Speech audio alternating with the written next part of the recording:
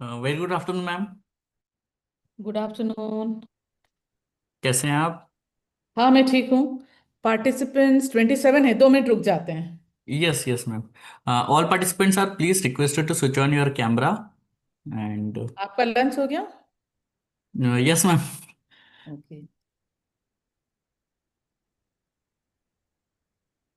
चलो ठीक है। मैं तब ओके तक वी अपने will start on 2:10 ma'am.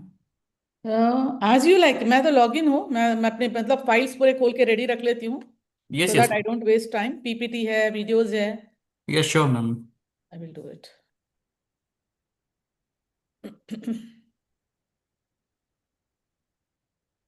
So my PPT is ready. NEP is ready.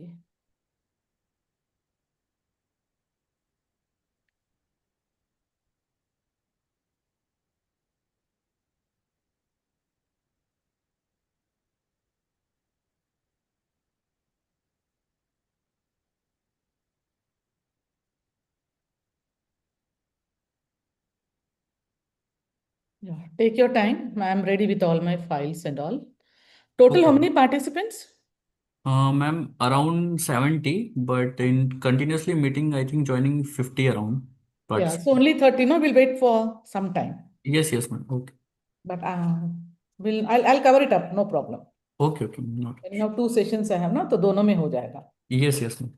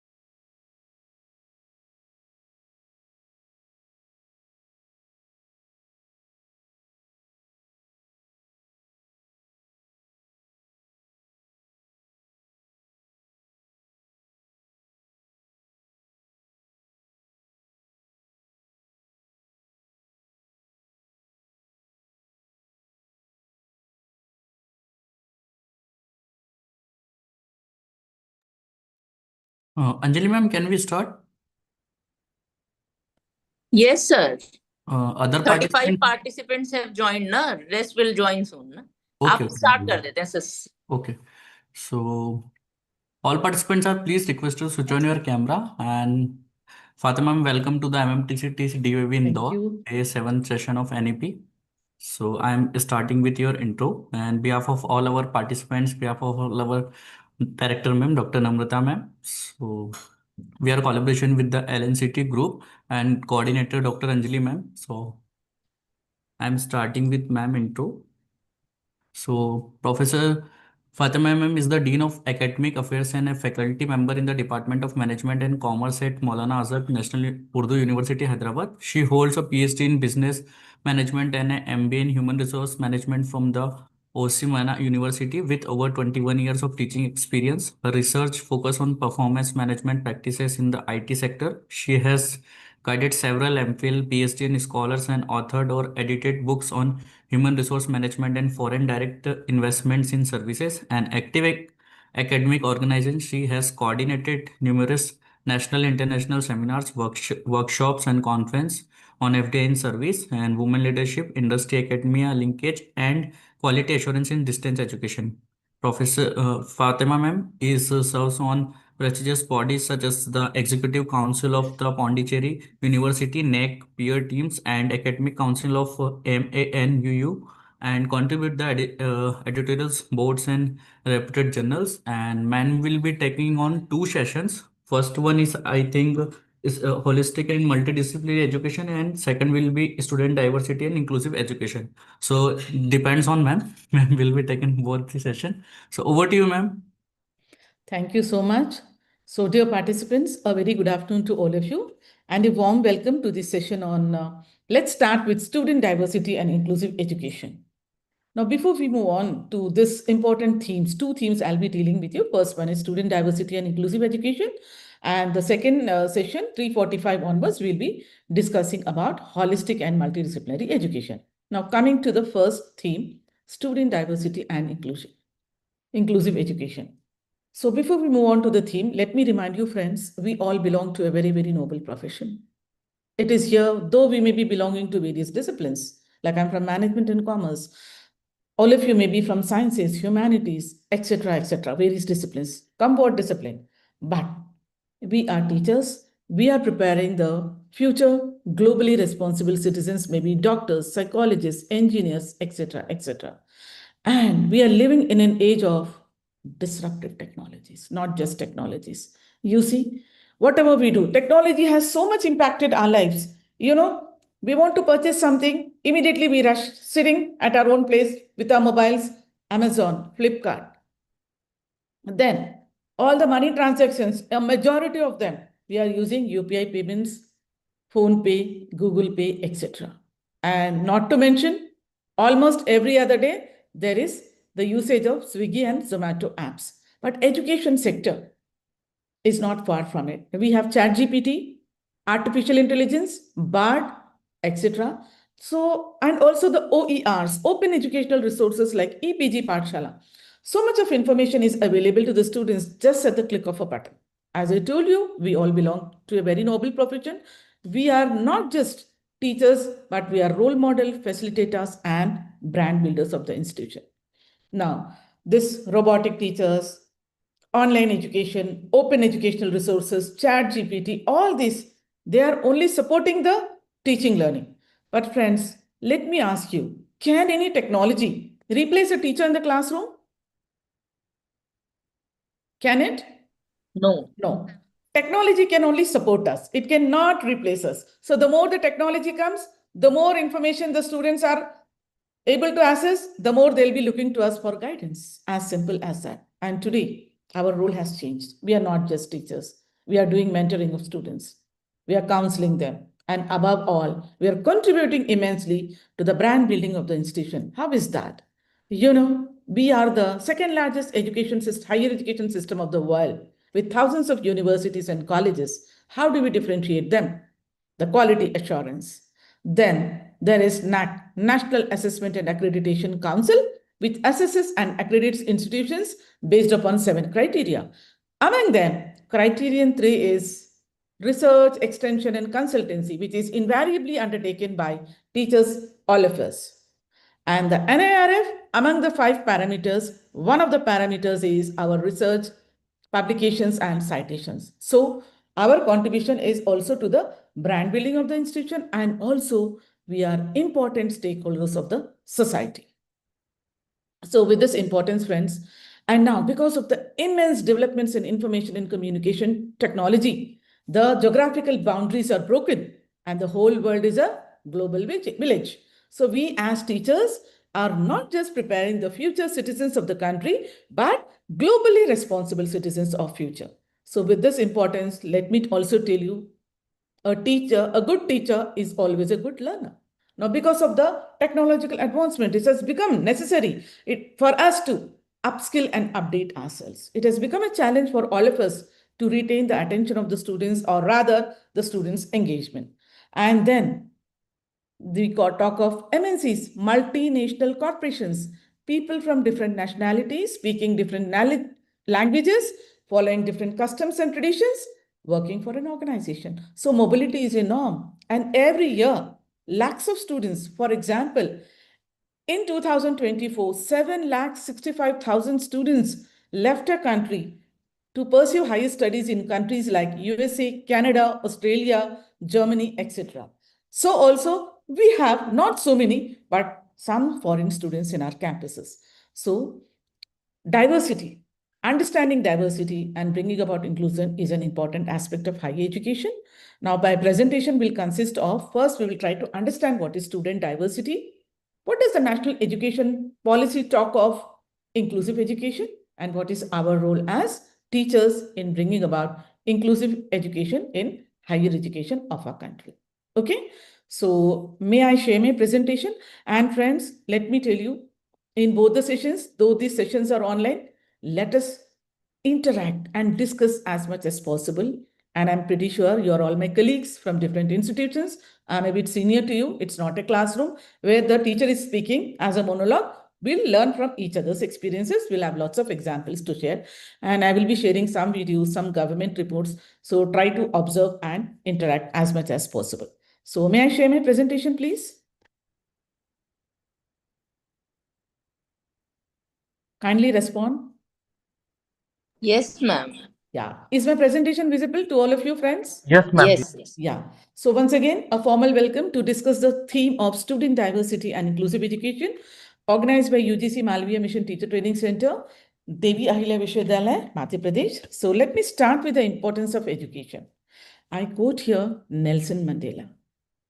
Education is the most powerful weapon which you can use to change the world. I unquote. Education gives us knowledge, and knowledge is empowerment.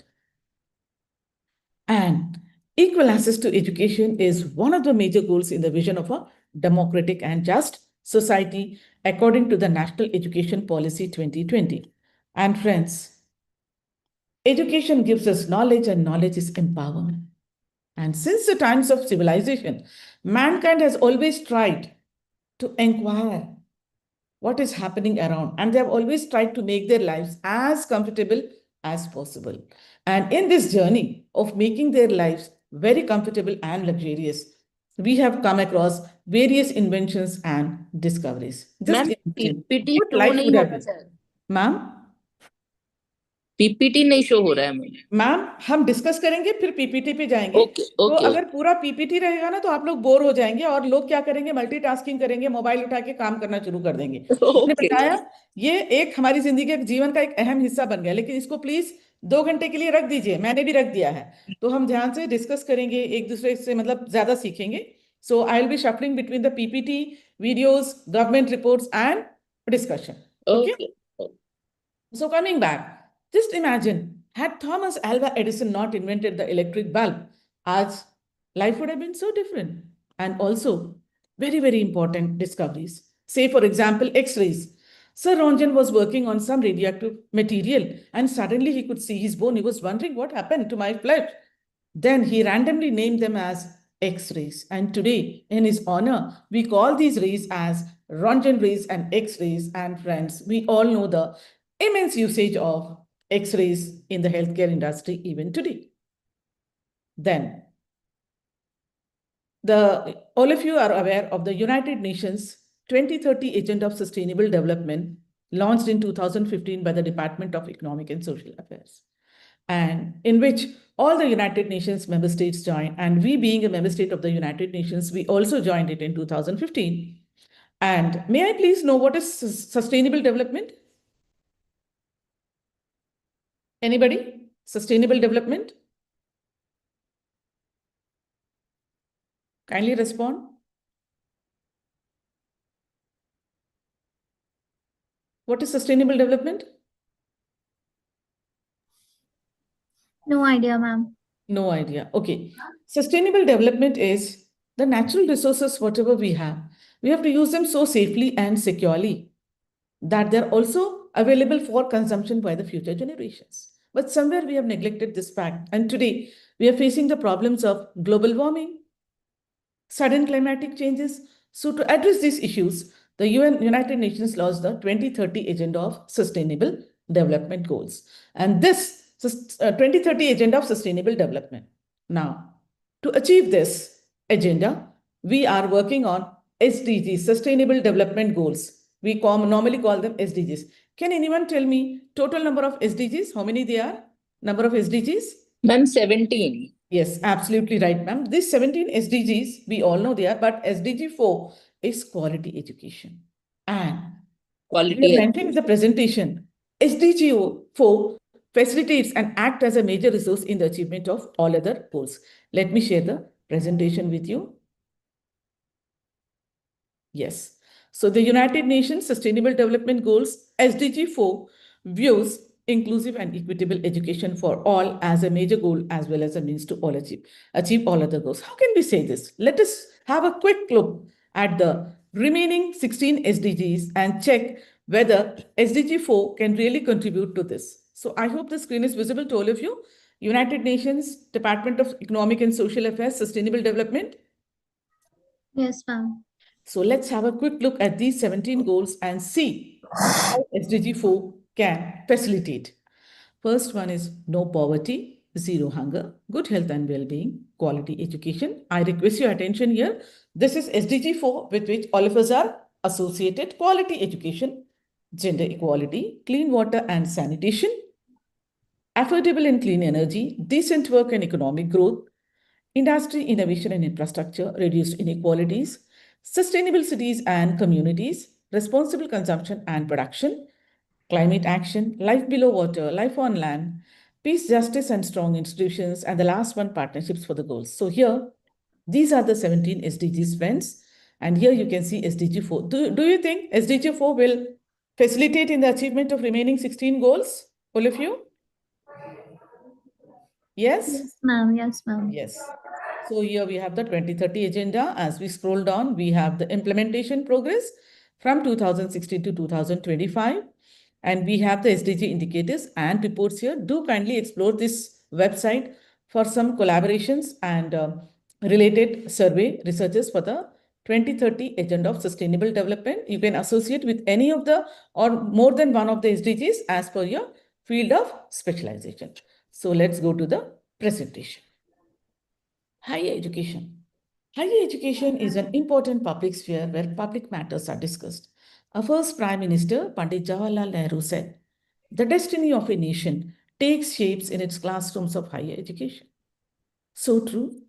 Nobel laureates like Rabindranath Tagore, Amartya Sen, Sarvepalli Radhakrishnan, all of them have been to these classrooms before they achieved so high. And as we have just seen, SDG places education at the center of efforts towards developing sustainable communities and societies. Now, with so much of importance to education and higher education, friends, everybody is not fortunate enough to access higher education. We have seen that people are denied access to education, especially in our country, on the basis of the social structure ingrained in those days or various attributes. People are denied. We have examples based on the group belonging such as caste, gender, class, geographic location, etc. And inequality in education can also lead to inequality in other domains as health, income, and employment. Supposing there are educated individuals, they understand themselves, their health, their family's health, the basic unit of any society, earn income by joining services, or they become entrepreneurs, creating employment for others. So, if there are inequalities in education, they may also lead to inequalities in these domains, for example, health, income, and employment. And also, it may not be true, but it is an assumption that if there are inequalities in the current generation, they may also lead to inequality in future generation because of the unawareness or ignorance of the importance of education. Now, coming back to the access to higher education, the denial. We all know that in ancient India, we had the Gurukul system, okay, where the guru or the scholar was living in far-off jungles or caves, and people used to travel to far-off places to seek education and knowledge. For example, in Mahabharata, we have known that Arjuna goes to Guru Dronacharya to pursue or to learn archery. But at the same time, we also have an example of another disciple who approached Guru Dronacharya to be accepted as his disciple. But then Guru Dronacharya denies him or refuses to accept him as his disciple. Can anyone tell me who was this disciple? Karn. No? Any other name, ma'am? Eklavya. Absolutely right. Eklavya. We all know. There was some denial. Let's not discuss more about it, but I just want to highlight the denial to access to education because of the social structure. And we also observe women were very, very rarely sent to these far off places because of the non-availability of facilities. Like today, we have the schools, colleges, pre-university colleges, universities, where the girl students can be accommodated in hostels. They can travel through airways, roadways, railways, and we also have support like the scholarships, etc. So in ancient days, the Gurukul system, because of the social structure, because of the non-availability of facilities, transportation facilities, for example, and a sort of absence of safety, social security, etc., women were denied, or very few women were allowed to access education. Do you all agree with this? In ancient days, in the Gurukul system? No, ma'am, I don't agree to this. Can you give me some example, ma'am? Ma'am, currently I don't have example, but what we have heard from our elders, the education system which was available at Gurukul was open for all, and even women learned the archeries and weapon things along Ma'am, with. I absolutely agree with you, but I said less representation. Yes, Representation. less And representation was there. yes, less representation as compared to our male counterparts because of the social structure, non-availability of safety and facilities. I want to highlight this. There was some denial. Okay. Now, then we have seen denial based upon the social structure or the safety measures. May I ask you some examples of equity measures? What is an equity, please? Is it the same as equality? No, ma'am. Yeah. What is equity, ma'am? Any example? Okay. Same kind of exposure or opportunities. Ma'am, that is equality. Now, I'll give you an example. When we are making students' enrollments in our universities, colleges, we follow a Government of India reservation policy. 10% EWS reservation, 27% OBC reservation, some SC reservation, ST reservation, general category, and in some states, women reservation. Okay. Yes. All these days they were denied, so we want to mainstream them. So this is one example of equity measure. And we also have scholarships like Savitribai Phule Single Girl Child Scholarship, wherein single girl child is given a scholarship to pursue post-graduation and doctoral degrees. And also we have the OBC scholarship. So these scholarships, reservation of seats are examples of equity measures, nothing but giving them certain additional support to mainstream them, because all these days their representation is low or less. And another example, to be more clear, I'll give you from all of you may be familiar or heard about the Government of India Beti Bachao, Beti Padhao scheme. Have you heard about it? Are you familiar? Beti Bachao, Beti Padhao? Yes, ma'am. Yes, Why ma'am. Beti Bachao? Because, we have the survey reports, we have the data with us, wherein in some states of our country, female feticide is rampant, leading to a gender imbalance. In order to have a gender balance in the society, we said we have to save the female fetus. So we have Beti Bachao. And the United Nations says women are co-providers. They should also be given an opportunity for education and employment so that they can contribute to the GDP of the country, national income of the country, and our standard of living rises. So, Beti Padhao. So, these are some of the equity measures. So, with this brief, let us go back to the presentation and see what is the current changing scenario of higher education in India. Kindly bear in mind, we have got the scholarships, reservations, equity measures in place. How is it affecting the education students' enrollments in our country? So going back to the presentation, higher education in our country, the changing scenario. There have been massive expansion of student enrollments in higher education over the last few decades. How can we say this? On the basis of what? We can say this by assessing the All India Survey on Higher Education report. Friends, before I share the AISHE website with you, may I please know from you what is our gross enrollment ratio, GER, that is citizens of a country who are enrolled in higher education institutions in the age group of 18 to 23 years. Any idea what is our GER, please?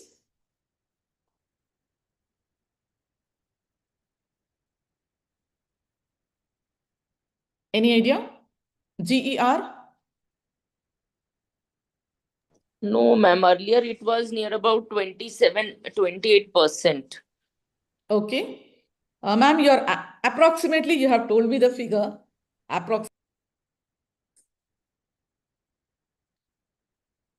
Okay. So, as per the All India Survey on Higher Education, I suppose all of you know all the institutions have the AISHE code, right? According to the latest report of 21-22, our gross enrollment ratio is 28.4. But we have made students' enrollments in 22, 23, 24, and 25. It could be higher than that.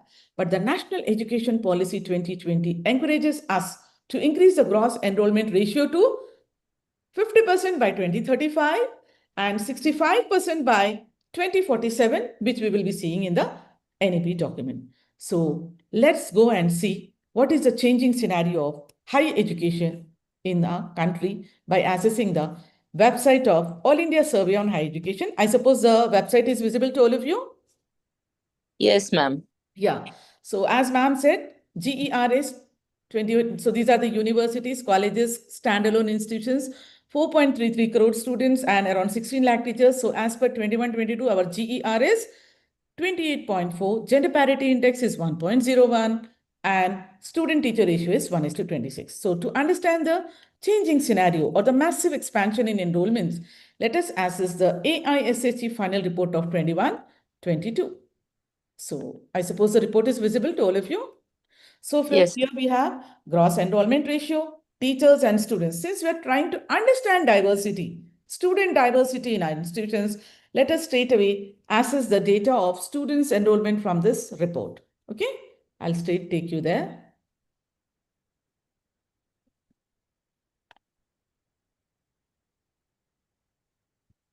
So slightly we need to scroll down.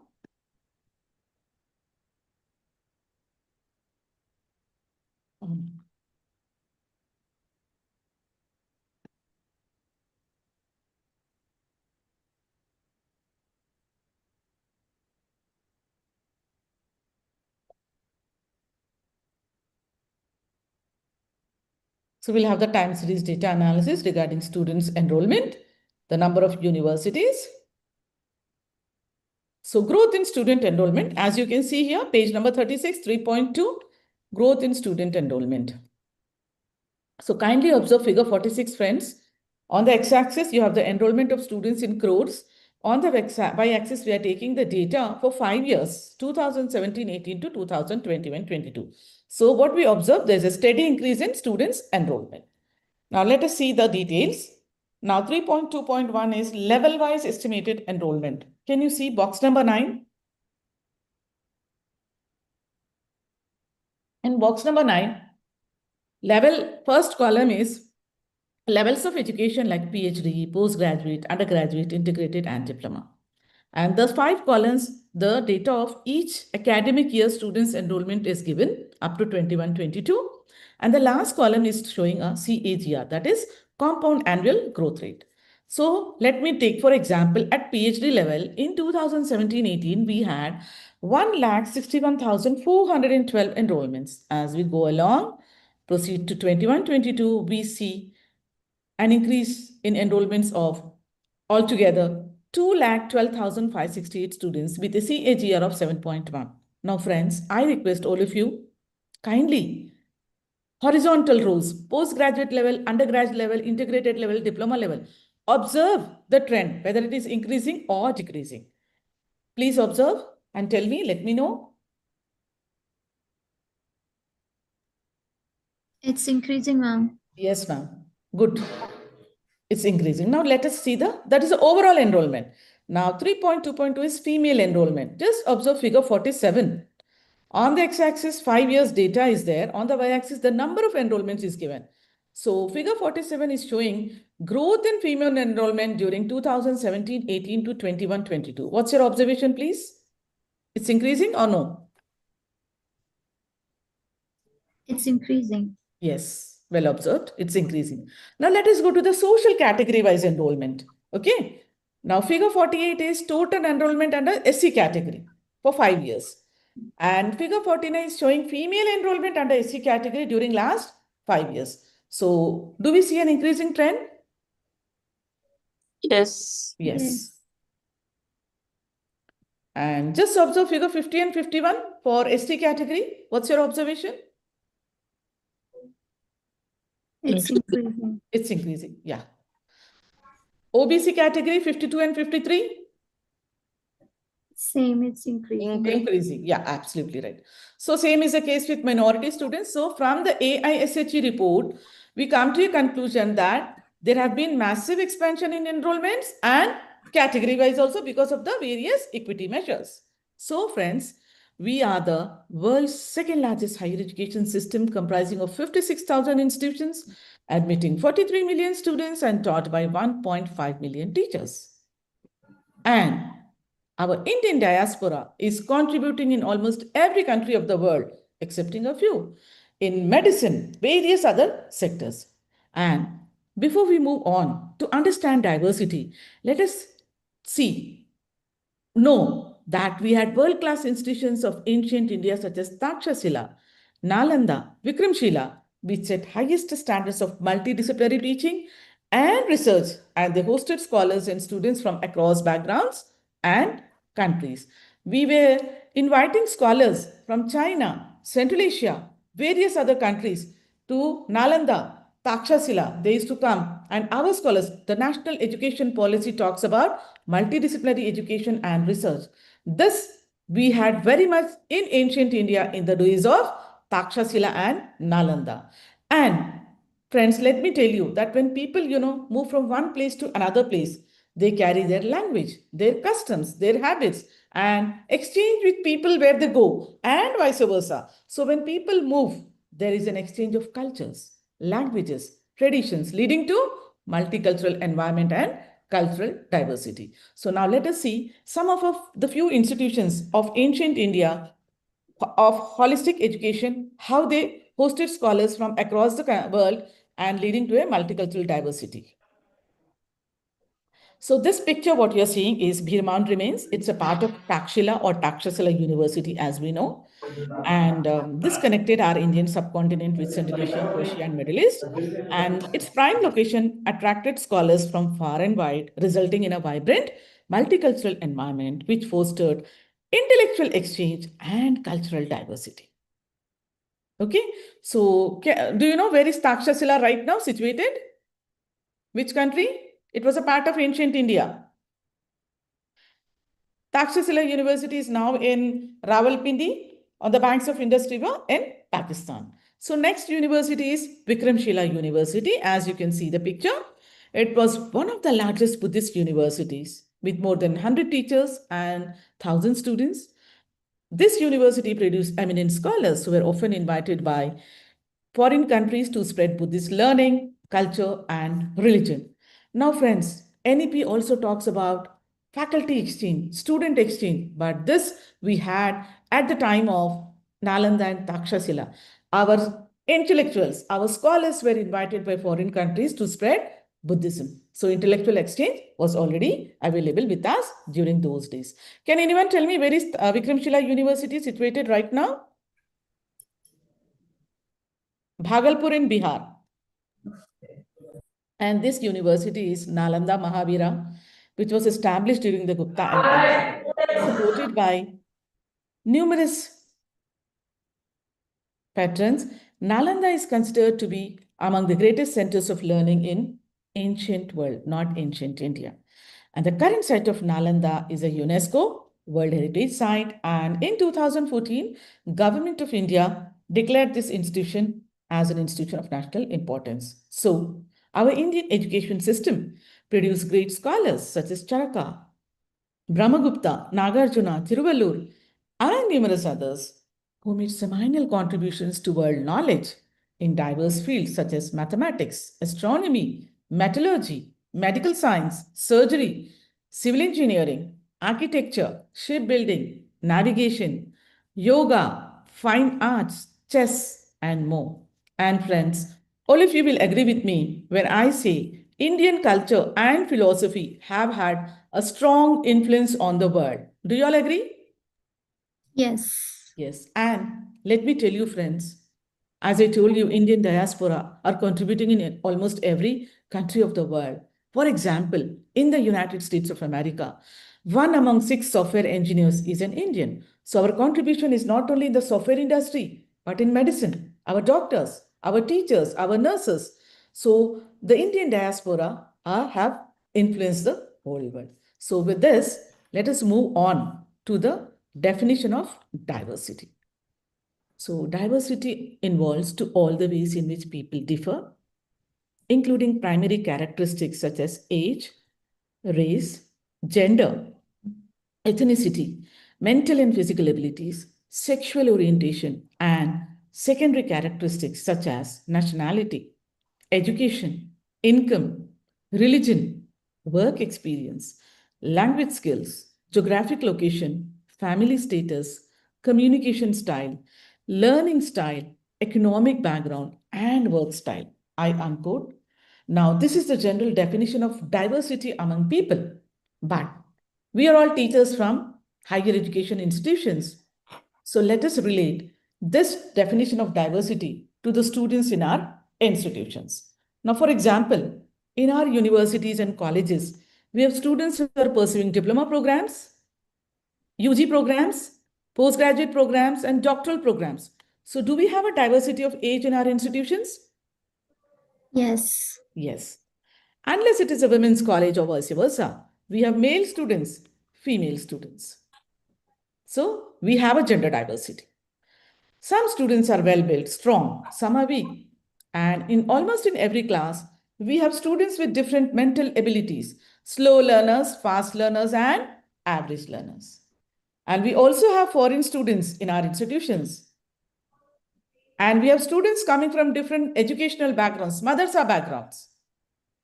Students from lower middle class, upper middle class, elite families, and below poverty line. EWS category students. So we have students with different income levels, students following different religions. Sometimes, especially in the postgraduate and doctoral degrees, some students have work experience. Some students straight away they're into academics. So 0 to few years of experience. Students speaking different languages. Students with different skills. Some possess good vocational skills. Some possess soft skills. Some possess technical skills. So varied skills the students are possessing. There's a diversity of skills among students. Some students come from rural areas. Some come from urban areas. So geographic location wise, there's a diversity among students. Family status. Some students are first generation learners. Some students are second generation. And we also have students who are third generation learners. Some students are introverts. Some students are extroverts. Their learning styles are different. Some students are good as team players, some as individual performers. And their work style is unique. It's different from each student. Now, for example, in a class, normally in a class, we have about, say, 50 to 60 students. Yes or no? Say, for example, in education, one cohort is 50 students. Like in management, as per AICT, for us, one cohort is 60 students. So on an average, 40 to 50 students will be there at given point of time. When we give them some assignment with a timeline for submission, 50% of them submit well in advance. Some need reminders. We need to announce in the class. See, last date is approaching, you have to submit. And a small percentage of students will be there who come at the 11th hour and say, ma'am, I have just finished my project, my assignment, please take it. I was not well, mom was not well. That means those students, they don't work as per the timeline, but they are used to work under pressure. At times we have, during the exams, the students come and tell, ma'am, the whole night I didn't sleep. I was reading. I prepared for the exam and I appeared. Then who told you not to study the whole semester? Because you are used to work under pressure. Tomorrow is the examination, so tonight I have to study. Do we have such students, all of you, in our institutions? Yes, ma'am. Yes. So once again, we have slow learners, average learners, fast learners. Students following different religions, speaking different languages, students of urban area, rural area, elite families, middle class families, first generation learners, second generation learners, right? So do we have a diversity among our students in our institutions? Yes, ma'am. All of you? Is there a student diversity in our institutions? Yes, ma'am. Kindly, others also, you must respond. All of you, are you there or just doing any multitasking? Please kindly participate. This is an important theme because we are in the phase of NEP implementation. So I just wanted to confirm, including me, I accept there is a student diversity in our institution. So friends, what we will do is, I'll play a small video and I'm sure all of you have seen this video a couple of times maybe. So with a humble request to all of you, watch this video with the definition of diversity, just now what we saw in the presentation, and we will discuss again. Can I play the video, please? Yes? Can I play the video? Yes, Yes, ma'am. ma'am. Okay.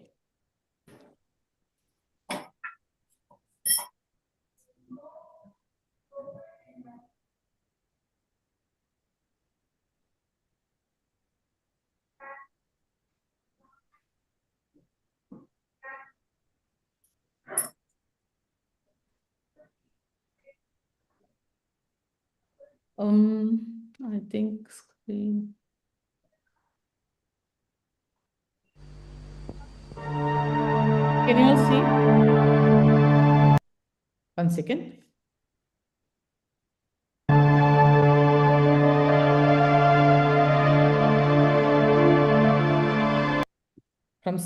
Yeah, kindly watch now.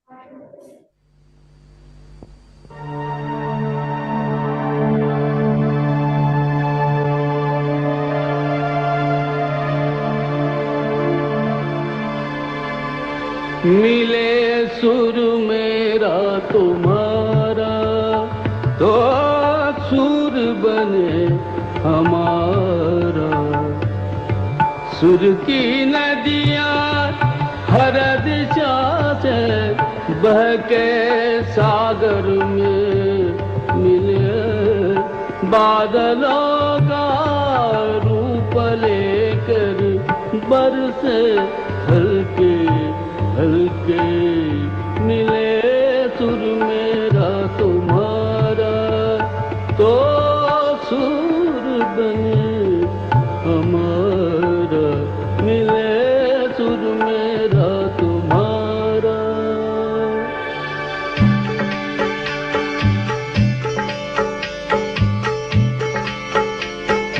Shine tarad thay myan tarad ikvat baniye shine tarad तेरा सुर मिले मेरे सुर दे नाल मिलके बने एक नवा सुरताल पहुंचना कैसे है? मेरे साथ कौन चलेगा? मिले सुर मेरा तुम्हारा तो सुर बने हमारा डाइवर्सिटी बता रहे एजुकेशन मुंहिंजो सुर तुंहिंजे सां प्यारा मिले जॾहिं गीत असांजो मधुर तरानो बणे तॾहिं सुर का दरिया बह के सागर में मिले बदलांदा रूप लखे बरसन होले होले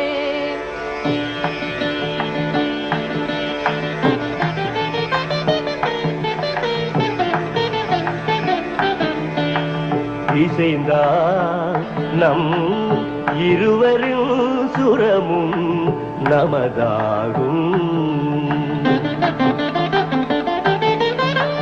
திசை வேறானாலும் ஆழிசேர் ஆறுகள் முகிலாய் மழையாய் பொழிவது போல் இசை நம் இசை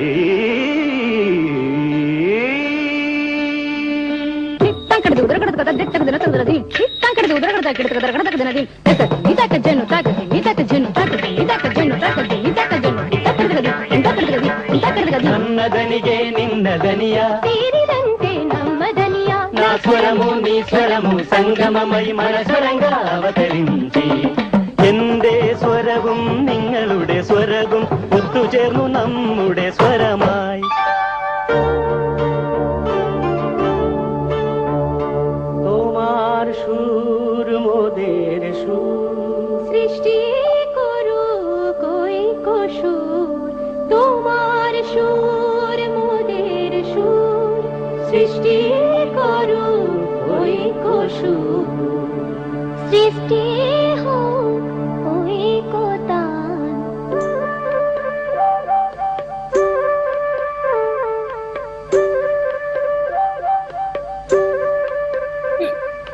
তোমা মোরা স্বরর মিলন সৃষ্টি করি চালু ঐক্যতানু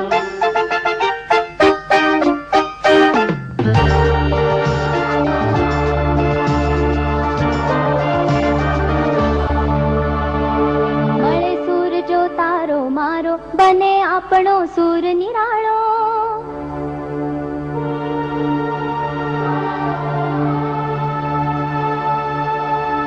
माझ्या तुमच्या जुळता तारा मधुर सुरांच्या बरसती धारा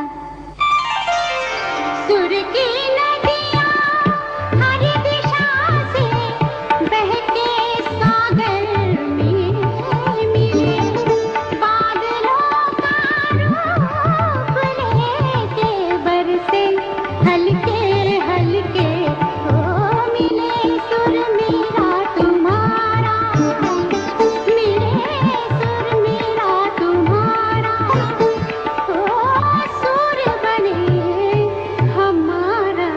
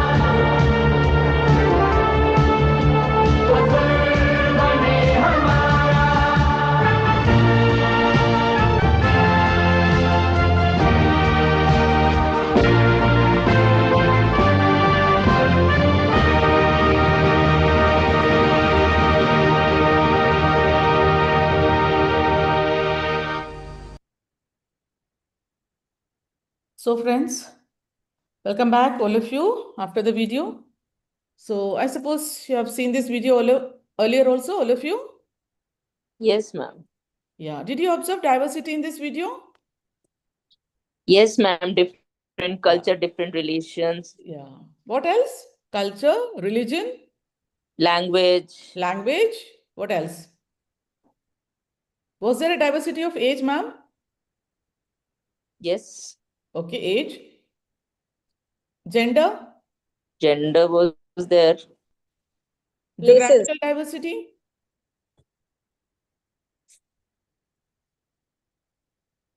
Anybody would like to add? Sorry? Different state and places are also there. Yes, different states and places, and even people of different professions. Geographical diversity is also visible. Yeah, geographical diversity, and profession-wise also painter, singer. Yes.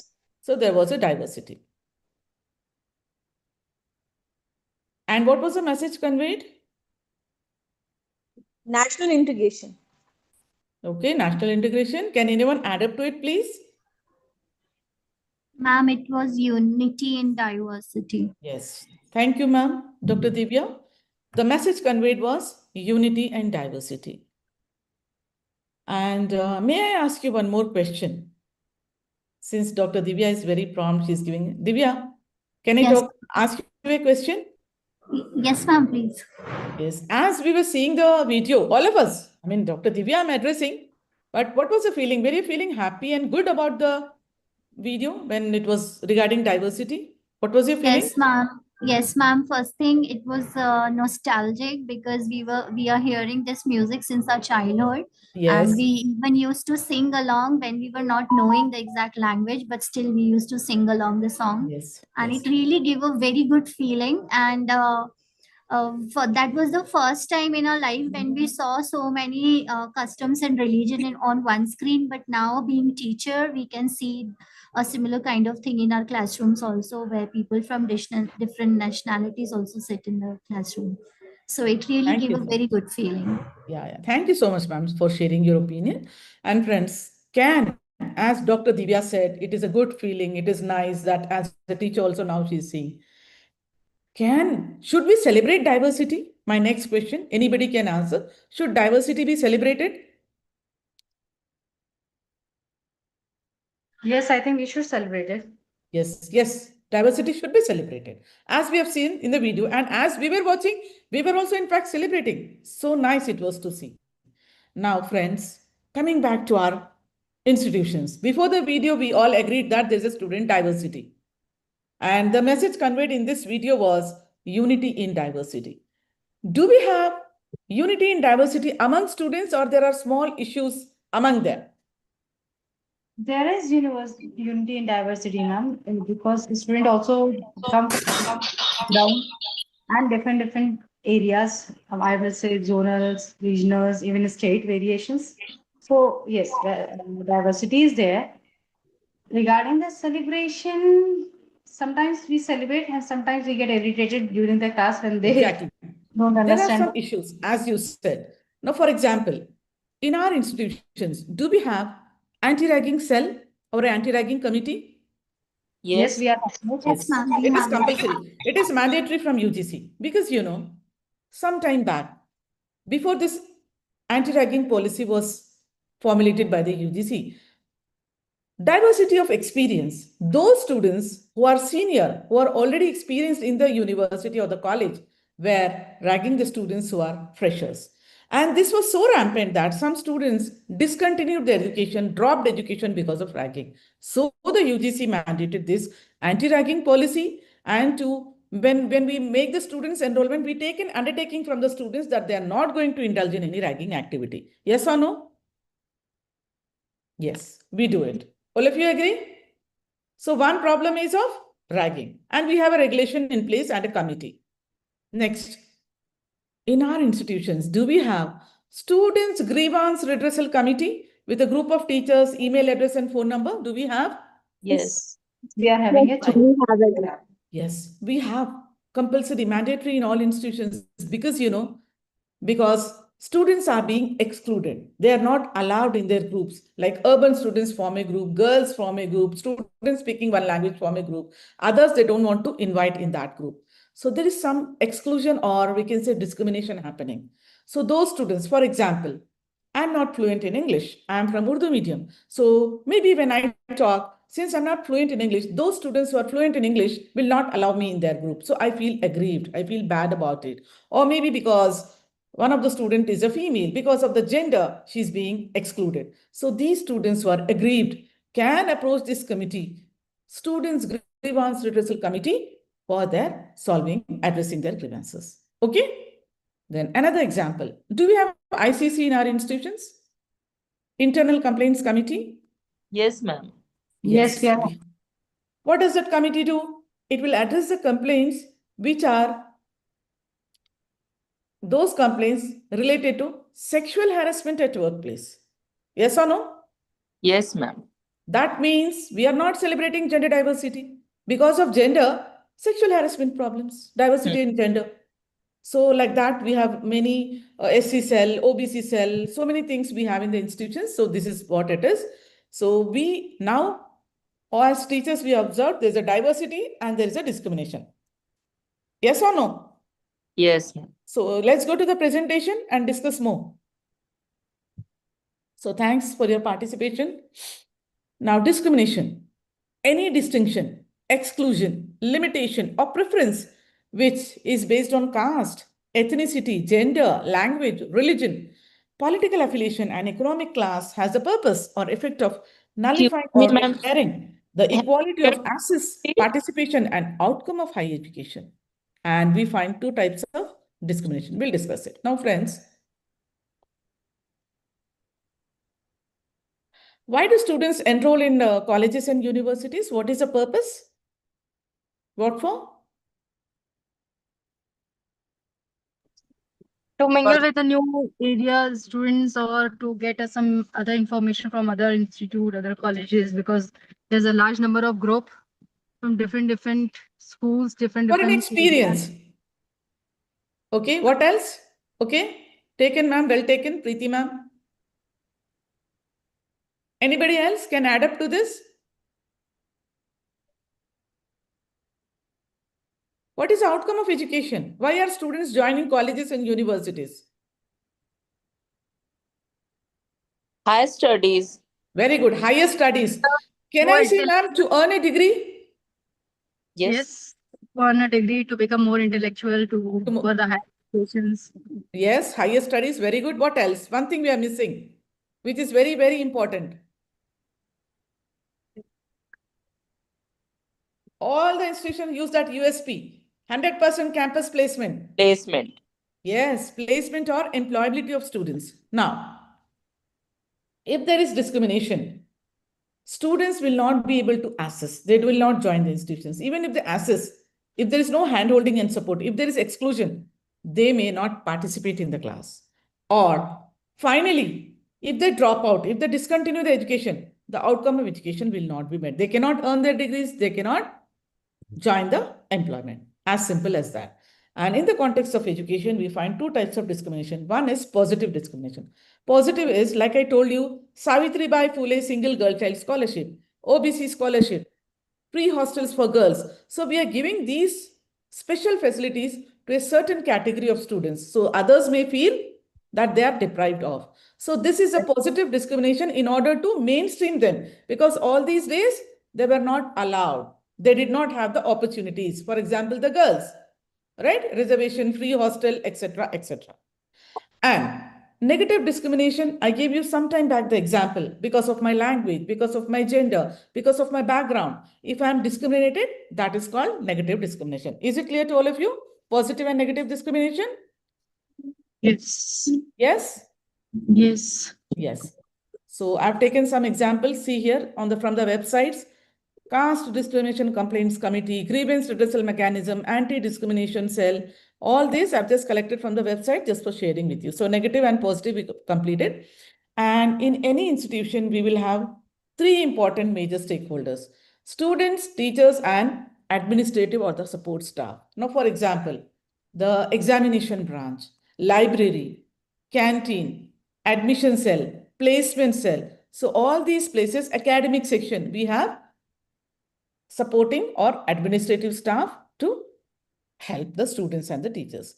So on a day-to-day basis, there is an interaction among students, student and teacher, student to student, and student to administrative staff. So sometimes, students come and say, we want to change our room because the girl is from a different background. So facilities sharing, we have issues. Sometimes, most of the teachers knowingly, unknowingly, they focus at the back, they forget the back benches. They concentrate more on front benches. This may lead to discrimination. Administration student, especially the first generation learners, they need to be sensitized. Awareness should be given, but the handholding is missing from the administration side. And sometimes institution also, in order to mainstream, we give extend scholarships, free ships, book grant to a certain category of students. Now, friends, we have seen what is चाबी और packet दे दीजिएगा तो मैं car इधर ही side पे park करके उधर जल्दी जाके रखता हूँ. Preeti ma'am, can you please mute? Yes, sure. Sorry. Yeah, please. Okay. Now let us see the consequences of discrimination. There is diversity, there is discrimination. Now what are the consequences of discrimination? How do they impact? So I quote here Martin Luther King Jr., whatever affects one, affects all indirectly. I unquote. Now supposing a student joins our institution, okay? Then they attend the classes, appear for the examinations, pass in the examinations, and end with a decent placement offer. Will the student be happy?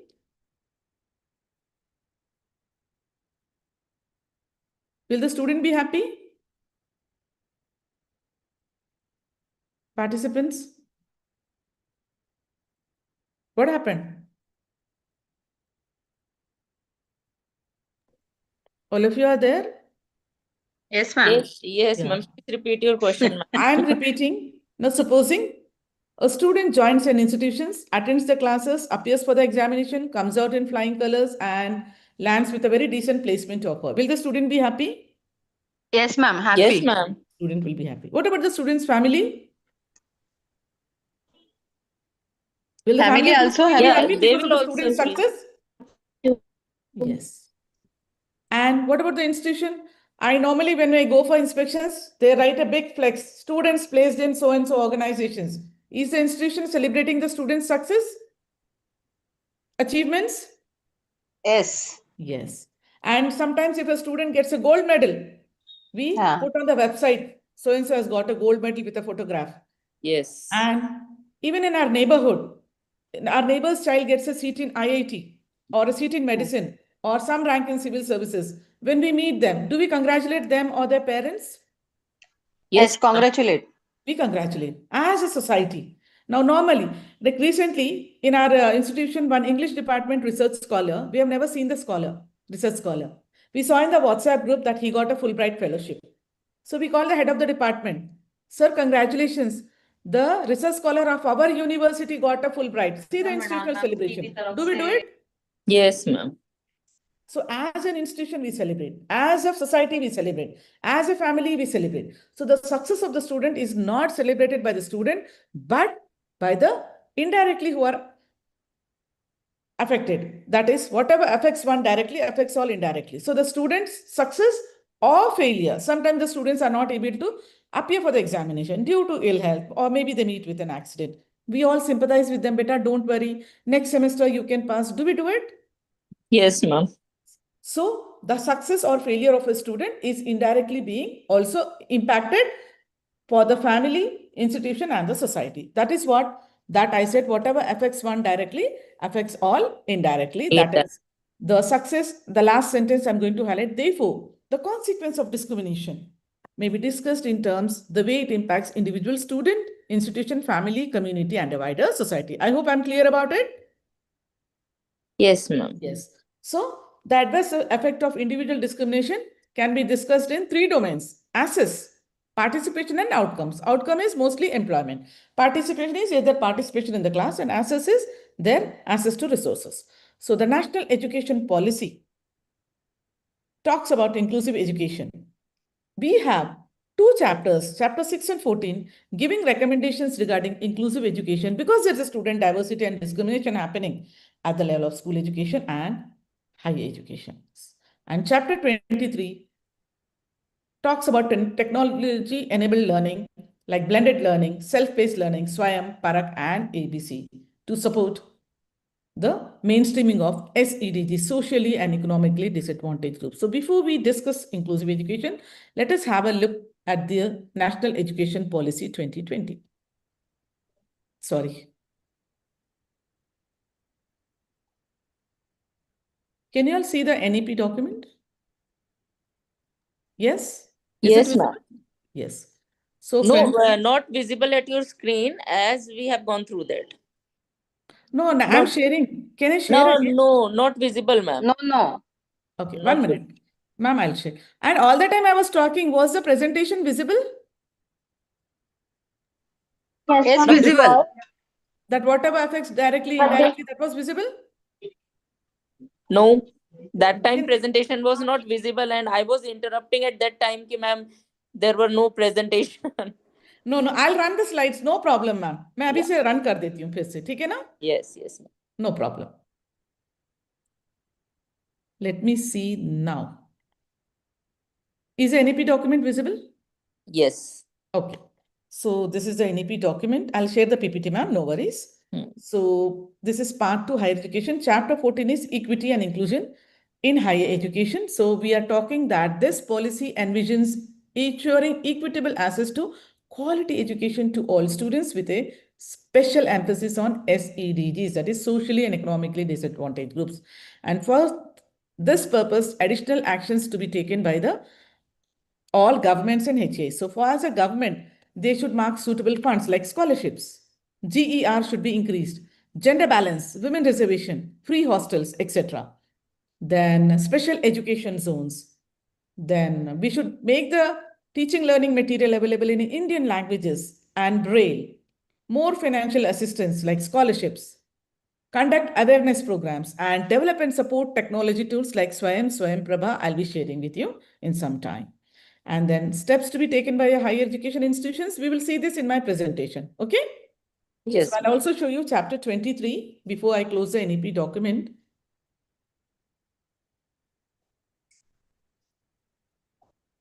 So you can see here, technology tools, chapter 23, all of you can see. So we are talking here about Swayam, blended learning, Swayam Prabha and Parak, which Swayam Prabha I'll show you later, but Parak I'll show you here. So here we can see virtual labs, Swayam Prabha here, virtual labs and Swayam Prabha. And we will be talking about online assessment and examinations, that is Parak, blended modes of learning. So this is about the NEP document. We will close here. Go back to the presentation. Is the presentation visible now? Yes, ma'am. So ma'am, I'll just run through the slides which you missed. I'll just go back. Now you see, all this you didn't see, right? Yes, ma'am. You didn't see after the video. So see this, I told you about discrimination, positive and negative. Yes. Yeah, this is the forms of discrimination. Websites, I've taken some data. Negative also we discussed 3 important stakeholders I told you. Student, teacher and student administration, institutional discrimination. And this is the last slide I discussed with you. The examples of our neighbors and all. I was giving this quotation, whatever affects one directly affects all indirectly. Is it clear? Yes, ma'am. Then I told you this 3 domains, NEP, this is a slide we are on. Is it okay? You have seen all the slides. Yes, ma'am. Yes. Now let's discuss inclusive education. Now it is a transformative approach that seeks to provide equal opportunities to and support for all students, regardless of their diverse needs. Okay. So this is about inclusive education. How are we moving towards inclusivity? We have the Right to Education Act of 2009, Child Labor Act of 2015, which emphasize that elementary education is a fundamental right of all children between age of 6 to 14, and anybody employs them, it amounts to child labor, which is a punishable offense. And we also have certain international commitments and policy reforms like Sarva Shiksha Abhiyan. The way forward, how can we build an inclusive future? We should strengthen teacher training, promote awareness, improve the infrastructure by constructing ramps, elevators, accessible washrooms for students with disabilities, customize the curriculum in Indian languages and Braille, have a collaboration with NGOs and local communities to address the inequalities. And one step could be, like we said, teacher-student interaction. There may be backbenchers may be neglected. They may feel that they are being excluded. So maybe we can have a U-shaped seating arrangement. Do you think this is going to work? Yes, ma'am. Yeah. So we have certain challenges to inclusive education, like most of the schools and higher education institutions do not have access to ramp. Teaching aids are missing. Teachers are not properly trained for inclusive classrooms. And there's a social stigma, children with disabilities should be sent to a different school. For example, deaf and dumb school. Okay. So we have slow learners, fast learners, and average learners, but our assessment and evaluation is restricted to only one system. No extra time is given to slow learners. And our approach is teacher-centric, where the teacher talks and the learner simply is a passive receiver. It should be a learner-centric approach, for example, discussions, group work, tutorials, practical exercises, wherein the student will feel empowered to express themselves.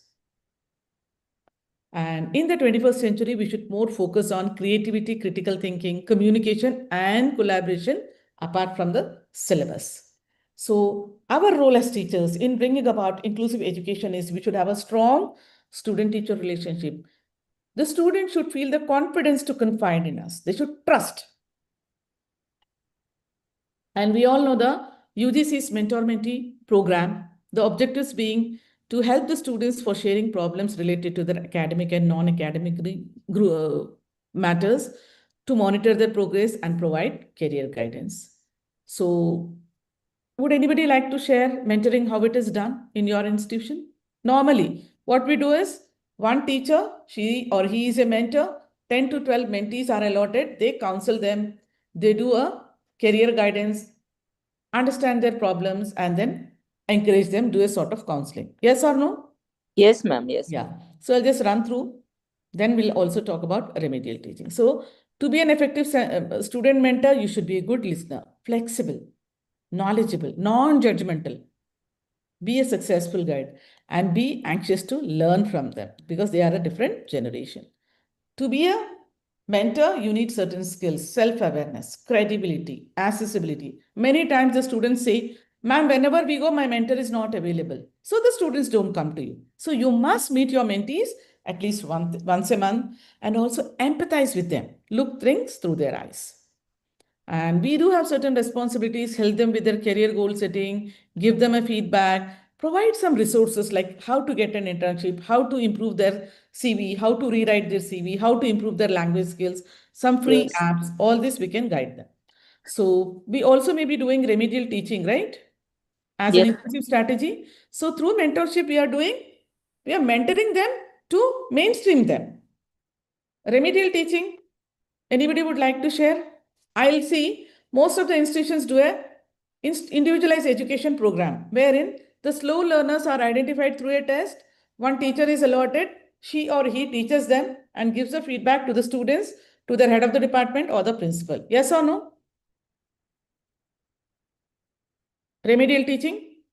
Yes, ma'am. Yes. Anybody is doing peer support program? Peer support program? No. No. Now, peer support program is that program wherein the achievers or the top performers of a class, one or two, are picked up by the teacher and they are asked to teach their own classmates. This is called peer support program, wherein the students will comfortably learn from their own friends or classmates. This is called peer support program, and then the teacher takes the feedback about their learning. And we also do it in our department. And then this program is very successful, wherein we have a mix of arts, science, and maths background students, especially students from science and arts. They are weak in debit, credit, and all. Our commerce students teach them. So this way, we found this program, peer support program, very successful. And in both the cases, whether it is individualized or peer support, feedback is necessary because feedback gives an input for that improvement. Is that okay? So I'm sharing with you. Yes. Yeah. This is individualized education program. This is a peer support program. This is a feedback. And at times, many of the parents have two expectations, high expectations from their child, and they pressurize the child. No, we want you to do this. The neighbor's child got a IIT. Somebody got a medicine. Somebody is a civil servant. It should not be. Even the teachers pressurize them. We want all first divisions. So never make learning pleasurable, but make it pleasurable because each child is unique. They have their unique abilities. And too much of less expectation is also not good. We need to monitor the students. And we should provide an effective feedback based on the educational needs of the learners, because our class is diverse. There's a diversity in our class. There are individual differences with respect to gender, age, language, their family background, their geographical area, their communication skills, etc. So based on these differences, we have to provide a feedback. And it should be well in time, and we should address one problem at a time and always maintain a record to monitor their progress. And finally, a good educational institution is one in which every student feels welcomed and cared for, very safe and stimulating learning environment exists, and a wide range of learning experience are offered. And good physical and infrastructure, appropriate resources, conducive learning are available to all students. And in this journey of making our institution an accommodating and a welcoming one, teachers have an important role to play because they are very, very important stakeholders. Excuse me. And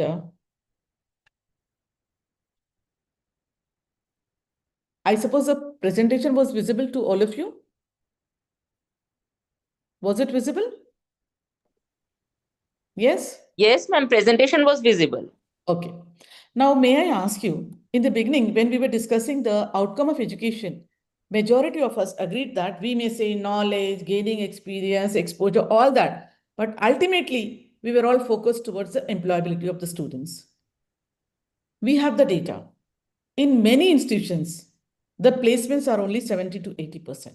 Is any institution having 100% placement? Yes. Is it having 100% placement? They claim, ma'am, but it's not possible. Not possible. Not possible. It can be possible, but we observe that the students are getting enrolled, they are passing the examination, but only 70 to 80% of them are placed and remaining are not placed. What is the reason? We need to identify the gaps in their learning so that they are also placed. Now, for this purpose, as we have seen in the NEP document, there is a PARAK portal. That is nothing but Student Learning Assessment Portal. So now we will see PARAK portal and discuss how it can be helpful to us. I'm sharing the screen.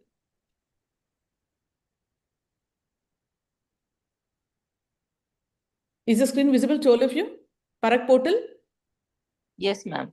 Now you see, this is PARAK, Student Learning Assessment Portal. You can register here as an institute, as a student, or as a faculty. As an institute, you can fill up your AISHE code and basic details and register. And once you register, you can log in. Or you can log in as an individual student or a faculty. And once you register, you can log in here. So this is about the PARAK background, purpose and scope, vision and mission, goals. Now, as you can see here, the orange color is students enrolled, yellow is students passed, and green is students placed. So we have the data of 3 years, 2016, 17, 17, 18, 18, 19. Do you find a gap in every year? The blue color one here, this gap? Students passed and student placed? Yes? Yes, ma'am.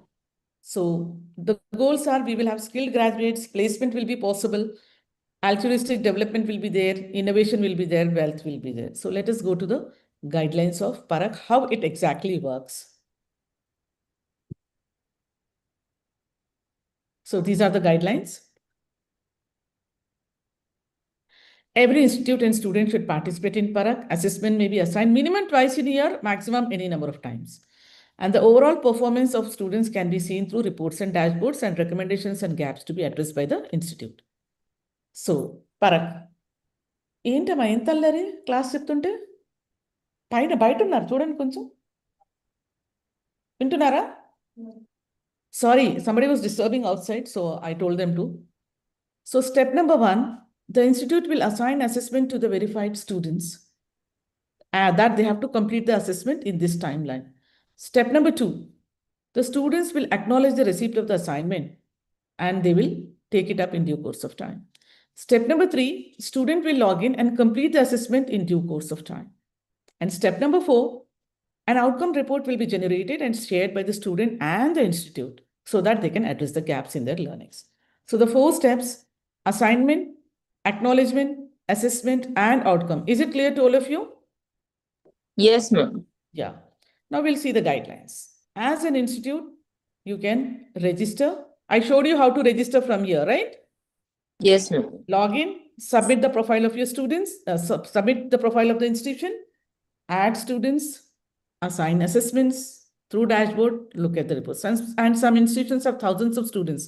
For them, there's a manual for bulk import of students. This is the institutional registration and assessment. There are guidelines for the students, assessment guidelines. This is a prerequisites, how to take the test. There's a complete flow chart. And it's mentioned, learners need endless feedback more than they need endless teaching. Okay. So there are guidelines for the faculty also.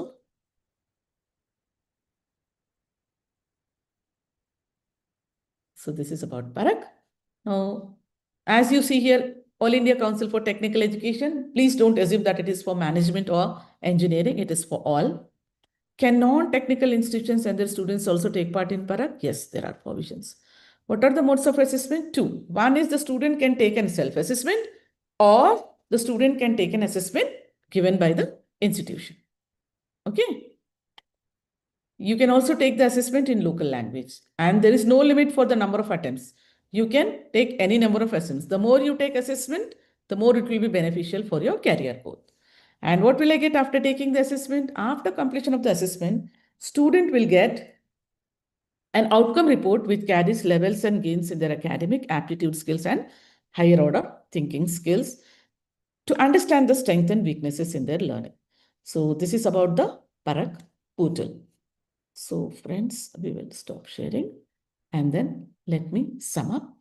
So to understand the topic of student diversity and inclusive education, we started a discussion with the importance of education, higher education, and the role of SDG 4 in the 2030 agenda, which is quality education, in the achievement of 2030 agenda of sustainable development launched by the United Nations in 2015. And truly it can facilitate and act as a source in achievement of the 2030 agenda of sustainable development. And then we also spoke the importance of higher education, and then we observed some denial. And for that, we have discussed so many equity measures. Because of the equity measures, we have a changing scenario in higher education of our country, massive expansion in enrollments, gender-wise, overall, gender-wise, social category-wise, etc. And then the result is we are the second largest higher education system of the world. And we also quickly saw some of the institutions of holistic learning in ancient India, like Nalanda, Vikramshila, and Takshashila, who hosted scholars from across the world, leading to a multicultural environment and cultural diversity and an intellectual exchange. Then we discussed the definition of diversity in general among people, and we connected the diversity definition to the students in our institutions, colleges, and universities. And we found that we had a diversity among students with regard to the gender, age, geographical area, religion, communication skills, slow learners, fast learners, etc., etc. Then we saw a video of our country with the message of unity in diversity. But then, to our surprise, we found that in our institutions, diversity, student diversity was not celebrated. We had issues like ragging, sexual harassment, and discrimination or exclusion. Then we discussed what exactly is discrimination, positive discrimination, negative discrimination. And we also discussed the consequences of discrimination and what does the national education policy talks about inclusive education. We have seen chapter 6, chapter 14, and chapter 23, recommendations for mainstreaming of SDGs through various technological tools and also Parak. So we discuss some of the inclusive strategies like the U-shaped classroom seating, then mentorship and remedial teaching programs. And in the end, we also discussed our role as teachers in bringing about inclusive education through these inclusive strategies, and how can Parak portal help in the assessment of students to identify the gaps in their learning and help them for their employability or placements. So friends, this was regarding the theme of student diversity and inclusive education from my side. Thanks a lot for your wonderful participation and discussions. It's over to you now for any questions, please. Any questions? I'll be happy to take. We have seen the AISH report also to understand the massive expansion and student diversity. Any questions? No, ma'am. During the session, you have cleared each and everything. Okay. So can we take a break, ma'am? If any also, I'll take in the second session. Can we take a small break of 15 minutes? Yes, ma'am. Please, all of you, have a cup of tea or coffee and do not leave the Google platform. Just be connected. Switch off your videos, have tea, coffee, and we'll start our discussion at 3:45 on holistic and multidisciplinary education. Okay? Yeah, sure, ma'am. Okay, see you then. Bye-bye. Bye-bye.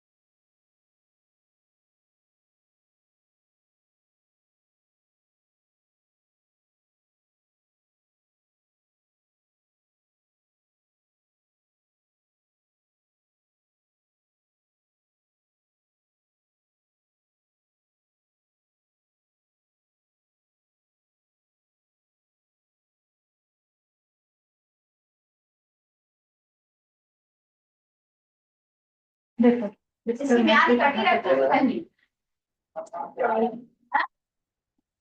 कौन सा teacher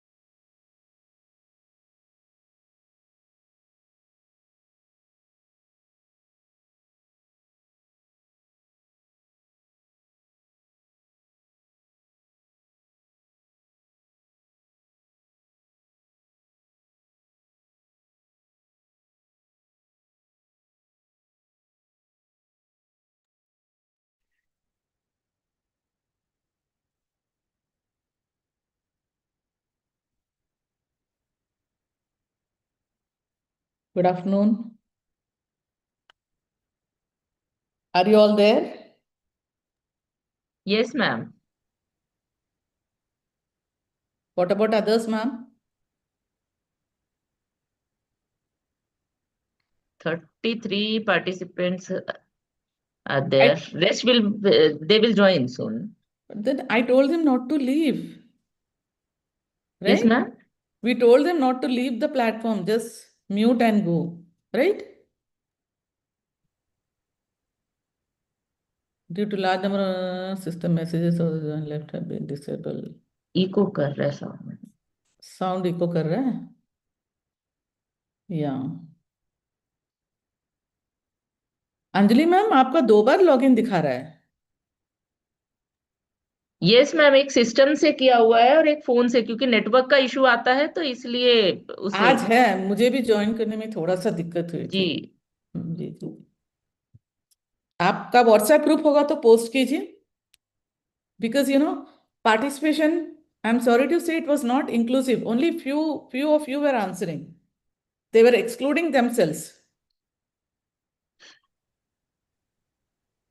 We'll make it inclusive. Ma'am 3 बार दिखा रहा है doctor Anjali Chaudhary. It is showing 3 times. नहीं 2 ही है ma'am, एक phone से है और एक इससे है. 1 minute. Okay. बनाएंगे इसलिए. All of you are back?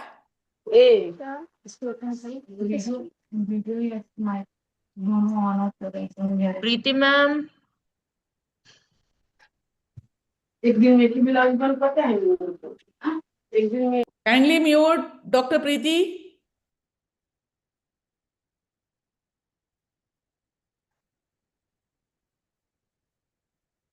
Hello. Yes. Nothing, ma'am. I'm just checking. Okay.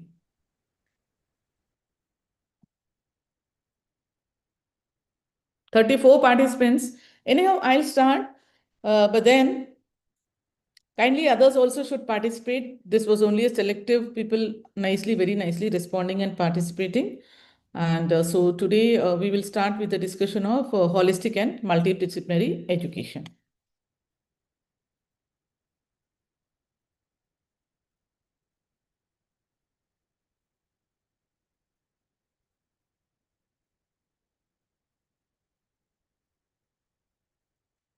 I suppose the screen is visible to all of you. yes ma'am. Yeah, holistic and multidisciplinary education.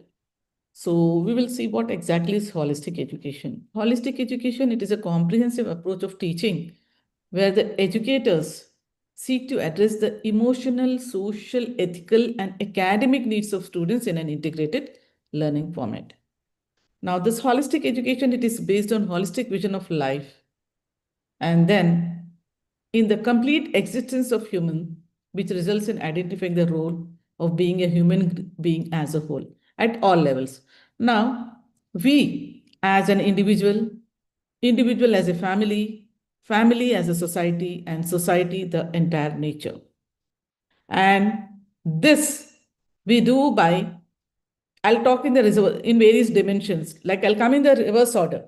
First, as a human being, we understand our surroundings, what is going on, what is happening, where am I, who am I, what am I doing? We understand. Then we feel, should I do something or not? हम महसूस करते हैं, फिर हम सोचते हैं, we think, then we do. So the reverse order I'm explaining, but all these dimensions are a part of a human being. As teachers, what should we do to the holistic development of learners? We should reduce our curriculum in each subject to the core essentials. And then, as we discussed, learner-centric approach. We should encourage critical thinking, inquiry-based learning, discovery-based learning, and they should be having the power to do analysis-based learning, not simply whatever the professor or the teacher is delivering, but they should be able to analyze the information and then understand. And then the content should focus on the key concepts, ideas, applications, and problem solving as we follow in a Bloom's taxonomy. And we for the holistic development of learners. In every program, we have the program outcomes, program specific outcomes, and we also have the COs, course outcomes. So the learning outcomes we match with the course outcomes. And the teaching and learning should be conducted in a more interactive manner. The students' participation should be more. Not that you are an expert, so you are delivering the content. We should encourage questions from the students so that just now we have seen it is a diverse group, slow learners, fast learners. So they have to be more collaborative and exploring activities for a experiential learning. And the National Education Policy 2020 has made it mandatory for a compulsory internship in any 4-year UG program to support experiential learning. And then the holistic development is also supported by technology-enabled learning systems like the blended learning, self-paced learning, and MOOCs. I'll show you self-paced learning in some time when we discuss multidisciplinary education. Now, holistic education models. We will discuss some of the methods of holistic education. First and foremost, as we said, the reference of National Education Policy 2020, experiential learning, we are making it compulsory through internship. This will provide hands-on educational experiences and often involving surveys, inquiry-based learning, and coming out to address the problems of the community. For example, we study a perception or a customer satisfaction or what is the impact of a particular policy. Impact assessment, we do it. So this we undertake as part of our internships. We learn. It is an experiential learning.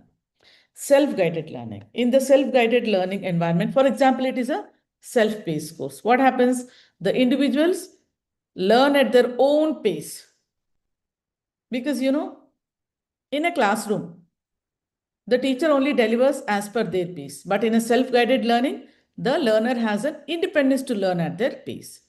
Now, another example of a holistic education method is a community colleges, wherein we utilize the local resources, collaborate with the local NGOs and other community resources so that the learning and employability of the students is supported. So community colleges are a hub of community, bringing together academic, social, development and engagement activities.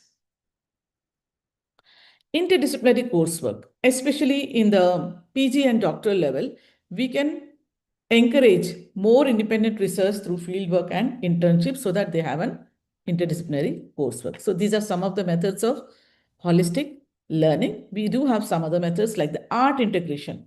Now art, always through the IKS, we are trying to preserve our art integration in a cross-cultural pedagogical approach.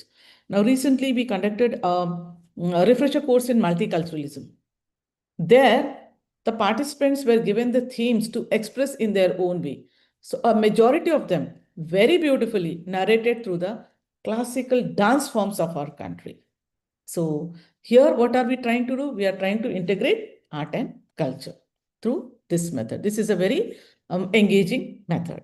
And this art integrated approach will strengthen the linkages between education and culture. Normally, we observe many a times people who are educated, they leave the place, they go out and then they forget the culture. They adopt and adapt these cultures. But if we integrate art with education, along with the education, the culture also goes and travels. It's being carried and preserved.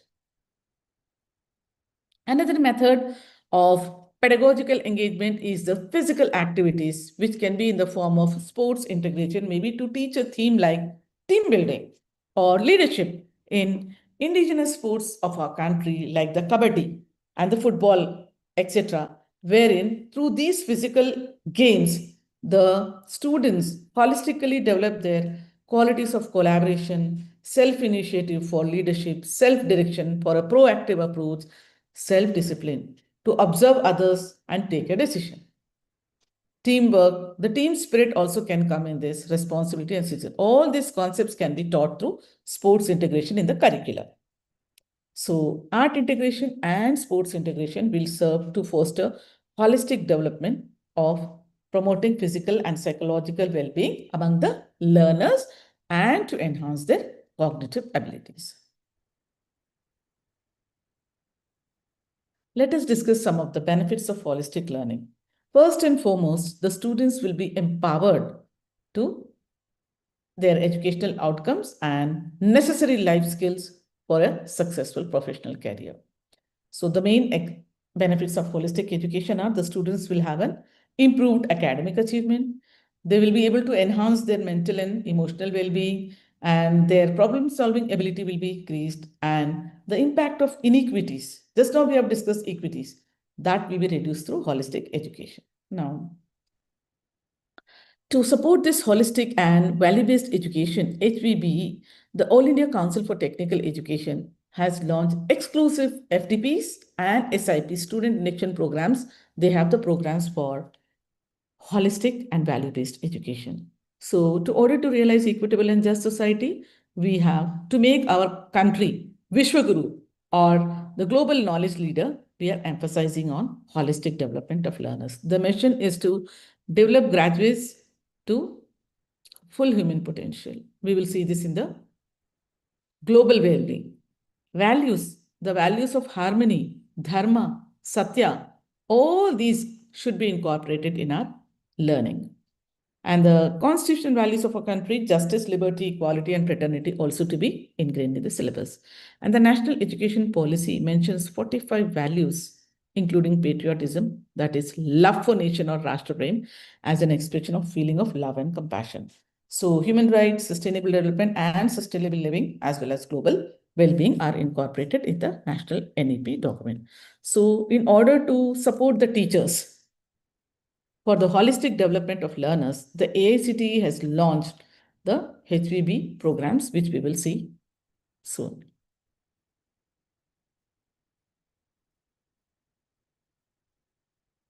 Is the screen visible?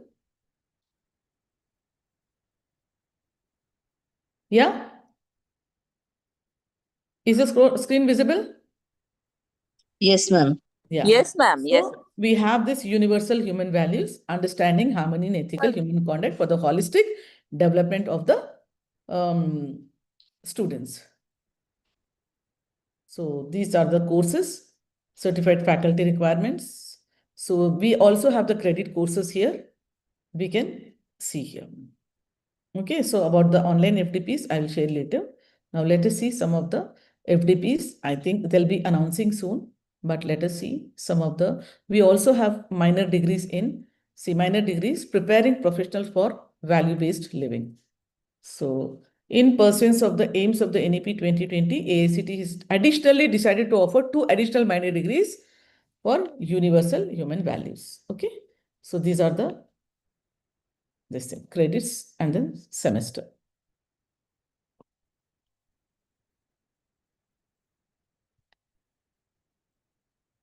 Yeah, we will see the announcement of FDPs.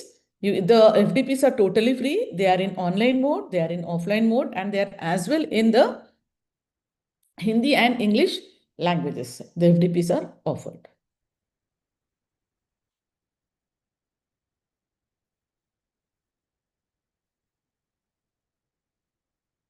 Yeah, you can see here faculty development program on student induction. So these are, you can see here close, but very soon they will be seen. The 2 courses are open right now. So one course, 5-day program on universal human values, incorporating universal human values in education. It is an online workshop. It is starting from 19th of January to 23rd of January. And it is in English. And then you can just register by clicking like this. Okay, once you click, you fill your basic information and you can register on this. Is it okay? Ma'am ये AICTE के website पे है? हाँ जी. और मतलब it will be count as an FDP, na? Yeah, it is useful. You can become master trainers also in this. Yeah. Yes, Mentors I have also. gone through that advertisement, but it's just skipped from my mind कि we have to register for that. Yeah, ये free है ma'am. Totally online भी है, इसके offline भी है. Yes, ma'am. How to register? I am just showing you. All through the year, ये हिंदी में भी है, English में भी. See, the first one was in English. Starting from 26th of January, we have 5-day universal human values program. to 30th of January, and it is an online workshop. This is in Hindi. The 19th January wala is in English. 26th January is Hindi. It's a 5-day program. Okay. You can register. And then these are the online. Now I'll show you once again. This is for all. Face-to-face workshop for VC, Dean, Director, Principal, Faculty. So any of you can join. I have also done this, ma'am. And then you have here face-to-face universal human. This is one. Kindly this. Ma'am, can you share the link of this one? ये level wise है ना ma'am? Sorry? मतलब कुछ level wise दिया है क्या? Phase 1 phase 2 करके? Yes. Phase 1 5 days का है और ये फेज 2 क्या है? जब आप फेज 1 करके 2 करेंगे ना, आप एलिजिबल बन जाएंगे कि यूनिवर्सल ह्यूमन वैल्यूज के कोर्सेज पढ़ाने के लिए आप मेंटर बन सकते हैं। ओके ठीक है ना? यस। हाँ। और इसमें हम स्टूडेंट्स को भी करवा सकते हैं, third online workshop for students भी है? नहीं, सिर्फ टीचर्स के लिए है मैम। ये एफडीपी है। यहाँ देखिए आप फेस टू फेस। नहीं वो तो है मैम, उसके नीचे फिर स्टूडेंट्स का जो दिख रहा है वो फिर उसमें आप मेंटर बनेंगे, आप स्टूडेंट्स को करवाएंगे। Okay fine. Okay, you should teach them. आप मेंटर बन सकते हैं। तो यहाँ आप देखिए, so if you come down, तो दिस इज क्लोज्ड मैम। इसमें कुछ अभी नहीं है। They will soon release. अभी एकेडमिक अभी जनवरी से फिर से रिलीज करेंगे ये लोग। So this is about it. And online भी आप लोग कर सकते हैं।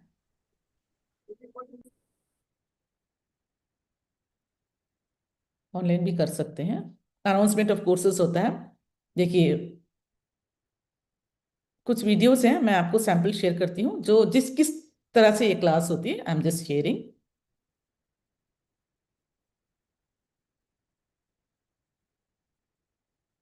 Is the screen visible? Is the screen Yes, visible? ma'am. Welcome everybody to this 6-day faculty development program,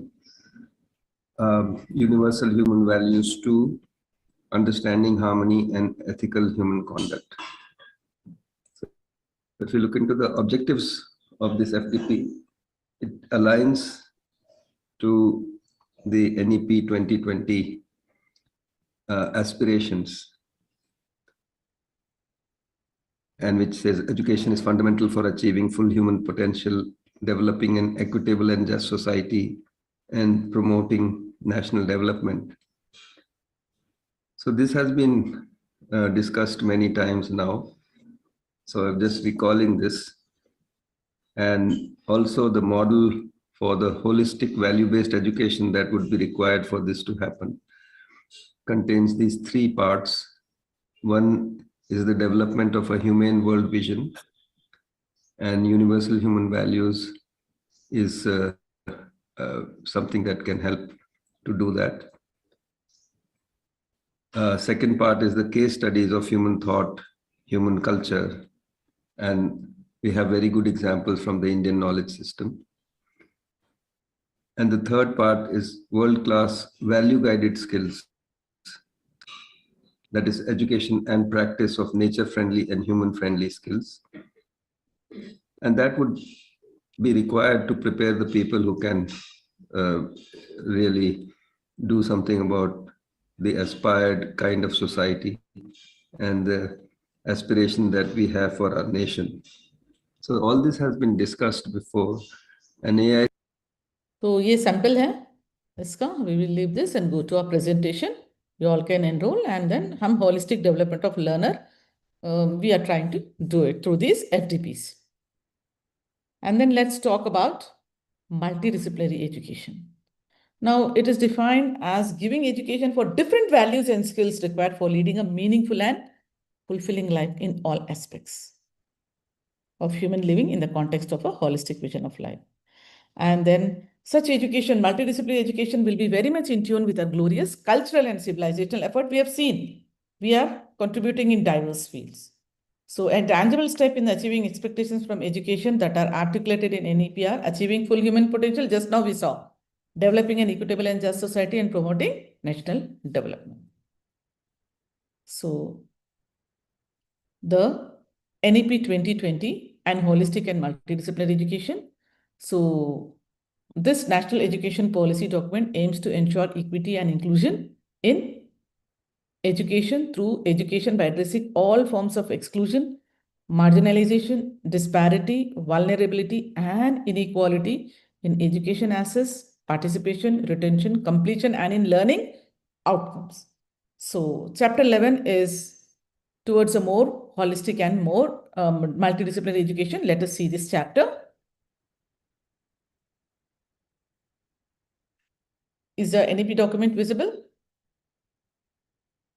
Yes? Can you see the NEP document? Yes, All of you? ma'am. Yeah. See, chapter 11 is towards a more holistic and multidisciplinary education.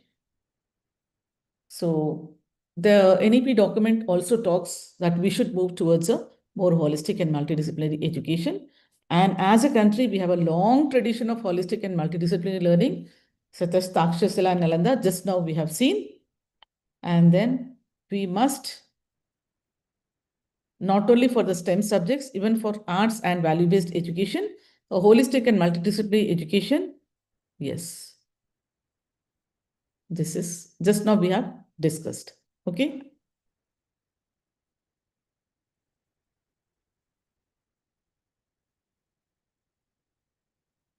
So this one, towards attainment of such a holistic and multidisciplinary education, flexible and innovative curricula. Here, I am here, point number 11.8. So we should, you can see here, multidisciplinary education. Are you able to see this? See here. I'm reading out. The attainment of a holistic and multidisciplinary education, flexible, innovative curricula shall include credit-based courses and projects in the area of community engagement and service, environmental education, value-based education. Just now we have seen what FDPs are being conducted. Environment education will include areas such as climate change, pollution, waste management, sanitation, conservation of biological diversity, management of biological resources and biodiversity, forest and wildlife conservation, and sustainable development and living. So all these courses are available on the SWAYAM platform through MOOCs. Students can access anytime, and we have discussed about self-paced learning at their own pace. Okay. Now again, we just saw the FDPs. You can see here. Value-based education will include development of humanistic, ethical, constitutional, and universal human values of truth, satya, dharma, shanti, prem, ahimsa. All this to be part of holistic education. So this we will see in the MOOCs, both of this. So instead of 3 year, we are making it 4 year. And here we are talking of the academic bank of credits. Okay. To support holistic and multidisciplinary education, wherein you can earn and accumulate credits from various universities and sources and accumulate to award your degrees. So we will see all this. This is chapter 11. And we are also talking about multidisciplinary education and research universities exclusively to support the holistic and multidisciplinary education. So as you all know, HEIs will be having 1 year master's and 4 years UG degree with a multiple entry and multiple exit, so that they can go for holistic and multidisciplinary education. This I will show in the presentation for you.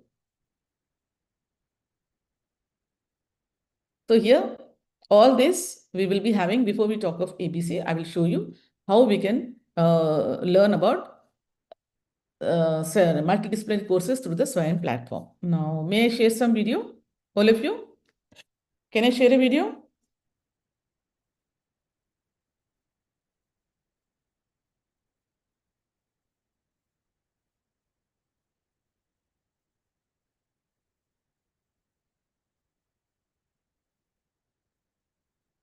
Is the screen visible? Yes? Yes. So, multidisciplinary education, we have seen value-based, how the online platforms, like we have seen in the NEP document, how they can be promoted. So I'm just playing a video. Is the screen visible? Yes, ma'am. अपने सारा की खींची हुई photo छपी है magazine में। दिखाना। देखो। बेटा हम तो तुझे कभी फोटोग्राफी का कोई कोर्स करवा ही नहीं सके थे। फिर इतनी बढ़िया फोटोग्राफी तूने कहाँ से सीख ली? स्वयं से। स्वयं? भारत सरकार का ऑनलाइन कोर्स पोर्टल है। यहाँ हजारों कोर्सेज अवेलेबल हैं। अधिक जानकारी के लिए लॉग इन करें हमारी वेबसाइट www.swayam.gov.in पर। चुनें हजारों मैसिव ओपन ऑनलाइन कोर्सेज में से और सीखें कहीं भी, कभी भी, कुछ भी, बिल्कुल मुफ्त। स्वयं पढ़ें, आगे बढ़ें।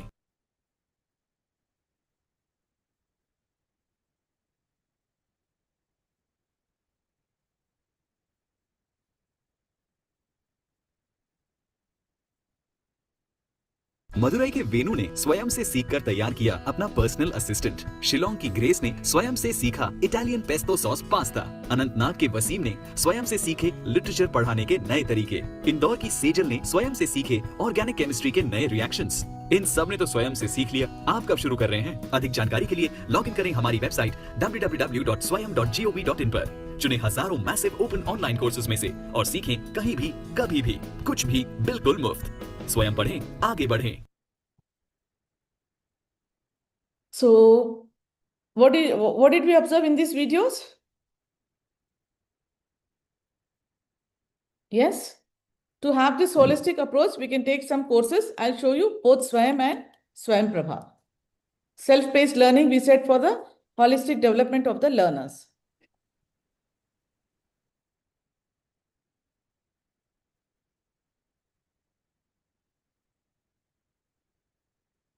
Are you able to see the screen? Yes, ma'am. Yes. So here, there's a bell icon. Can you see? My cursor is there. If you see, here we have approved list of Swayam courses for January 2026. This is the list. How many courses are there in total? Can you see? 1,882. Yes. These courses you can access at your own pace. You can enroll for a holistic development. For example, NPTEL courses, there is a list. Okay. CEC, there is a list. You can encourage your students. IMB, they are the national coordinators. I'll show you. Go to this. Now here, the Swayam courses, they're offered by these 10 national coordinators. And then in the NEP document, we were talking about the multidisciplinary courses like, I'll come back to the NEP. See, we have spoken about these courses. Value-based education, environmental education, so we will search for some of the courses for, say, environment education, conservation of bio. So I'll tell environment education and value-based education. Let us see. I'll show you what is a self-paced course, first of all. What is a do you know the difference between a scheduled course and a self-paced course? Can you see here self-paced? I have highlighted. Can you see on the screen? Please respond. Self-paced, I have highlighted. Can you see? Yes, ma'am. Yeah. Let us search some of the courses. Go to the course catalog. See, all here it is written self-paced, self-paced. Can you see self-paced? For Yes, all the ma'am. courses? Is it written there? Below AICTE? Now self-paced, all the courses will be available to you and you can do it. For example, this is a self-paced course. See, 20,000 students have joined. You can simply sign in and then join from here. It is totally free. For example, ancient management. It is multidisciplinary. It's in English. It is for UG and PG students, multidisciplinary. It is self-paced, no credits. So students can, this is a course layout. Okay, this is about the course.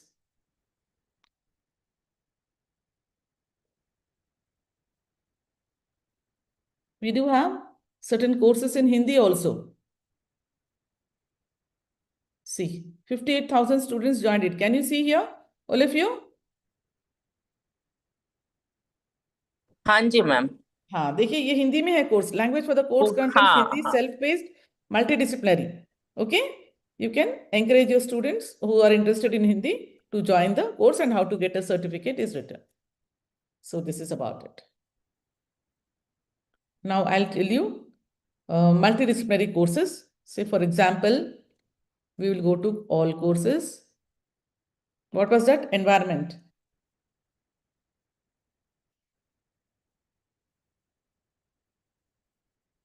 Environmental certificate. Course in environmental sustainability.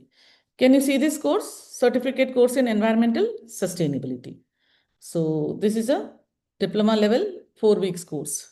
course layout. Books and references. So you can see many courses. What was it? NEP में एक और course था. This was sustainable development. We will see. So like that, you can search for the courses.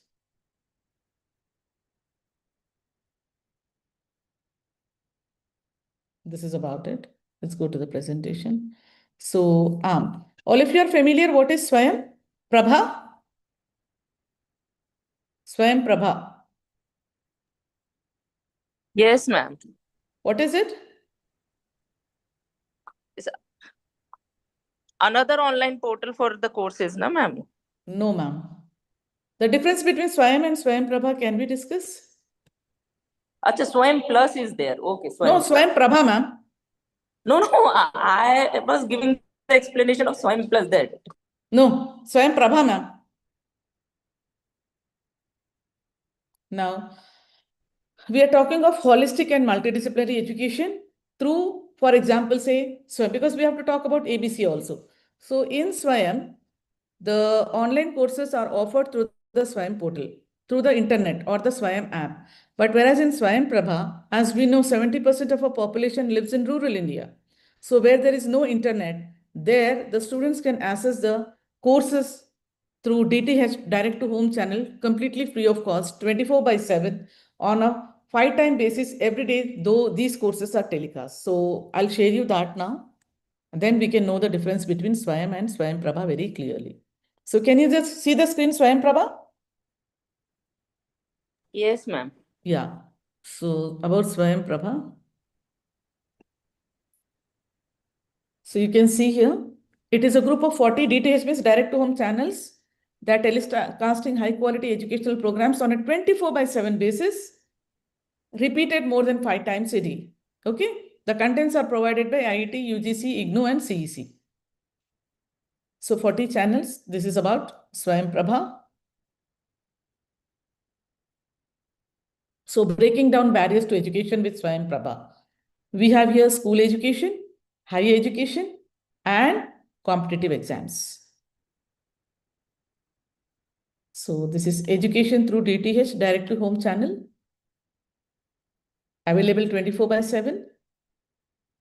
You have your school education, higher education, and competitive exams. So I hope the difference between Swayam and Swayam Prabha is clear. For holistic development of learners, they can take any course from Swayam Prabha or Swayam for a holistic development. Is it okay? Any questions here? Any questions? No, ma'am. And then we also told that about in holistic and multidisciplinary education, we are talking of experiential learning. And for experiential learning, the NEP has made internship mandatory in a 4-year UG program. To support the students with internship in the rural areas or with online internships, I'll be sharing one platform with you. Swayam Prabha, I'm closing here.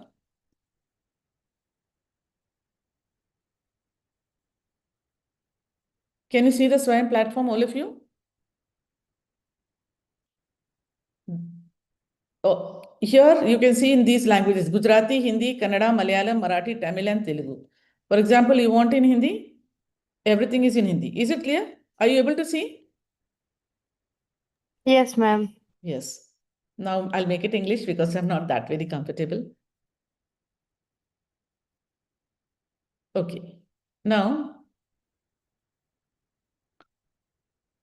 before the bell icon, can you all see Swayam Plus?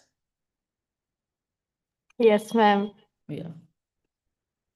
So here you can see internships.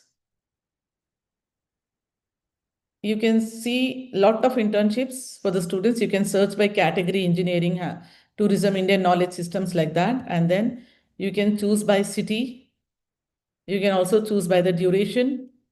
You can also choose by the salary, or you want a part-time or a full-time internship. I'll also tell you the difference between Swayam. Swayam is totally free, but we have on Swayam Prabha some very good courses being offered by the industry practitioners. So why Swayam Plus is we will have a credit recognition, access, quality, employment, flexibility, and equity. Okay, so let us explore the courses. So here the courses are both free and paid. For example, this course is there. 21st Century Employability Skills. This you can suggest to your students. It's totally free. It is open to all. These are the learning outcomes. And there is no additional cost for certification also. This is totally free. This is a course syllabus. Are you able to see employability skills? Like that, we have certain courses like Introduction to Artificial Intelligence is free, Body Language Self-Presentation is free, and Impactful Writing Skills. This is also free. We can suggest to our students small duration courses which are totally free of cost for their holistic and multidisciplinary development. Is that okay? So I'll just briefly describe for the holistic development of learners. We have discussed this online resources of Swayam Plus and Swayam Prabha. Is it okay? Shall we go back to the presentation? I have to talk about dual degree. 1 second. Yeah, dual degree is later. Now I'll just go for this academic bank of credits. So when they accumulate the credits from some sources, in the NEP document, we have talked about academic bank of credits. How this ABC will help. Here you can see an academic bank of credit, right? So for that purpose, we have the regulation. I'll be showing the academic bank of credits. When you take multidisciplinary credits, maybe through SWAYAM or maybe through another university, how you can accumulate the credits and redeem them. And we are also talking about multiple entry and multiple exit in National Education Policy 2020. So this regulation is called University Grants Commission Establishment and Operation of Academic Bank of Credits in Higher Education Regulations 2021. So it is based on the principle of distributed and flexible teaching learning that allows a student to learn as per their convenience, drop education midway and pick it up as per their choice and convenience. So this will help in controlling the dropout ratio and also improving our gross enrollment ratio. So I have to show you the gross enrollment ratio, right? Now, for example, in the NEP document, I'll show you.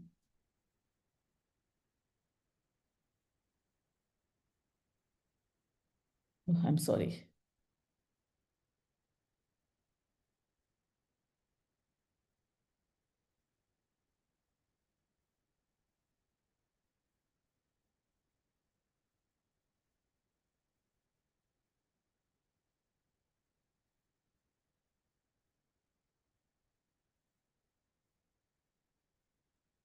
Can you all see here? All of you? I'm highlighting this. Yes, ma'am. The aim will be to increase the gross enrollment ratio in higher education, including vocational education, from 26.3% in 2018 to 50% by 2035. So for this purpose, this ABC facility will be of great help. So how is that? We'll see. We can improve the GER.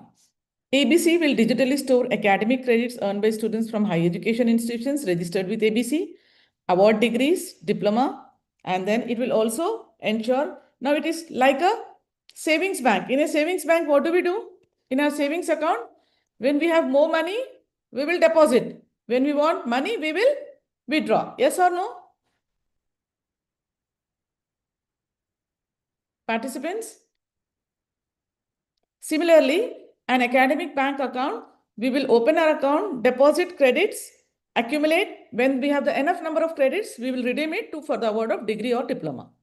Is that okay? Yes, ma'am. Yeah, I'll show you how. So this is about the ABC. It is a national level facility to promote flexibility of curriculum framework and interdisciplinary or multidisciplinary academic multidisciplinary academic mobility of students across higher education institutions in the country with appropriate credit transfer mechanism through the regulations for award of degree. And then this will support, just now we have seen MOOCs courses, 1,800 plus courses. They will support multiple entry as well as multiple exit, anytime, anywhere learning through this. So in the multiple entry, multiple exit, first year we will have a certificate, second year diploma, third year degree, fourth year degree with honors or research, wherein you can either do a 1-year PG or go for a research program. So the objectives of Academic Bank of Credits is it will promote student-centric. It's a learner-friendly approach for multidisciplinary approach in higher education.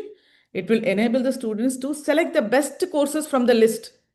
Up to 40% they can take from here, and then they can tailor their degrees. They can also take from institutions their credits as per their choice and convenience. So it is supporting multiple entry across disciplines, and these are the regulations. And the procedure is the higher education institution should take a one-time approval of their highest institution and register on the ABC portal. How to register? We will see the video. So the implementation methodology is registered higher education institutions through ABC portal will notify the courses they are offering in multidisciplinary area on their website so that the students can enroll and do it. And I will also tell you, we will also see what is a APAR ID. So it is an individual account, academic bank account with credits opened and operated by a student, in which all academic credits earned by a student from courses through MOOCs or other universities can be transferred and validated. So let us see the ABC regulation first, then we will go for the ABC portal.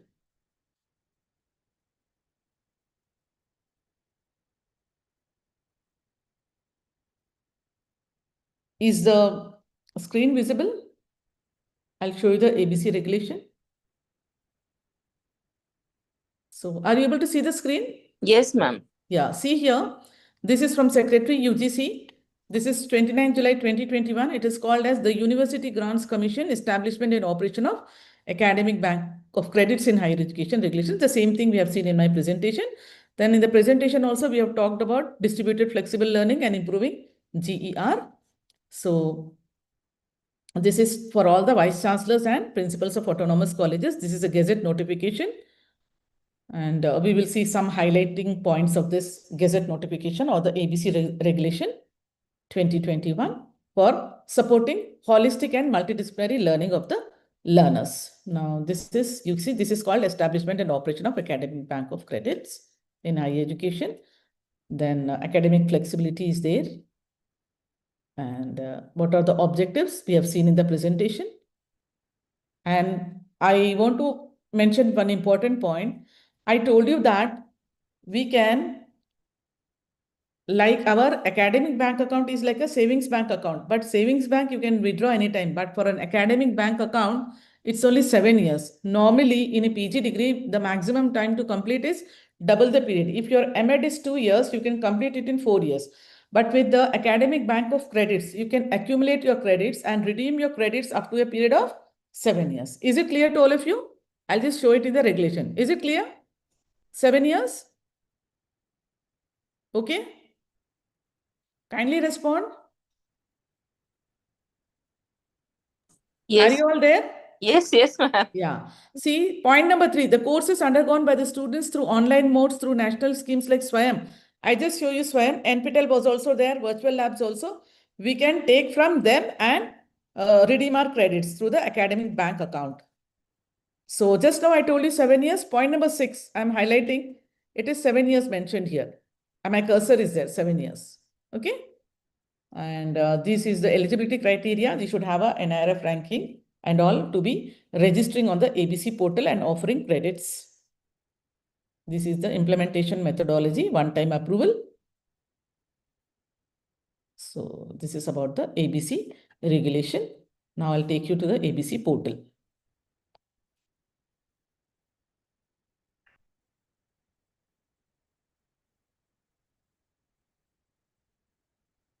Can you see the portal, ABC portal, all of you? Yes? Is it visible? Yes, ABC ma'am. portal. So you can register as a student or as a awarding institution. You can register as a student or an awarding institution. Okay, you can log in like this.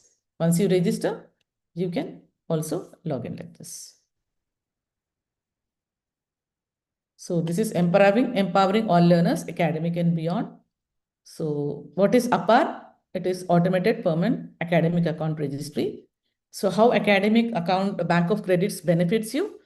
It is a credit management, APAR ID creation. It's a flexibility, multiple entry, multiple exit, and recognition for non-academic learning, that is multidisciplinary education. So total number of awarding institutions. These are some statistics. Number of students with APAR ID, students verified, awarding institutions. These are the statistics. And then introducing APAR ID, one nation, one student ID as part of NEP 2020. See, the automated permanent academic account registry is a one-of-a-kind identifier that simplifies the way for the ABC ID. So flexible pathways. So one nation, one student ID. This is about APAR. Right from school onwards, you have the APAR ID. Resources, how to get the APAR. These are the steps. What is APAR? These are the facts. You can go through it. Then in the resources, I'll be sharing you the video how to register and get the APAR ID.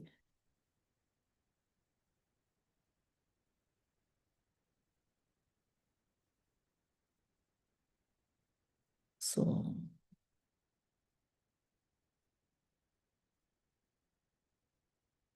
this is the institutions registered, and state-wise you have a data, school education and higher education. We have the higher education here. So this is the state level onboarding data. You can see state level onboarding data here, institution registered. So here, just now I showed regulation. This is a ABC regulation of UGC. I have taken from here. These are the how we can create a APAR ID for the students or as an institute registration, which I'll be sharing you.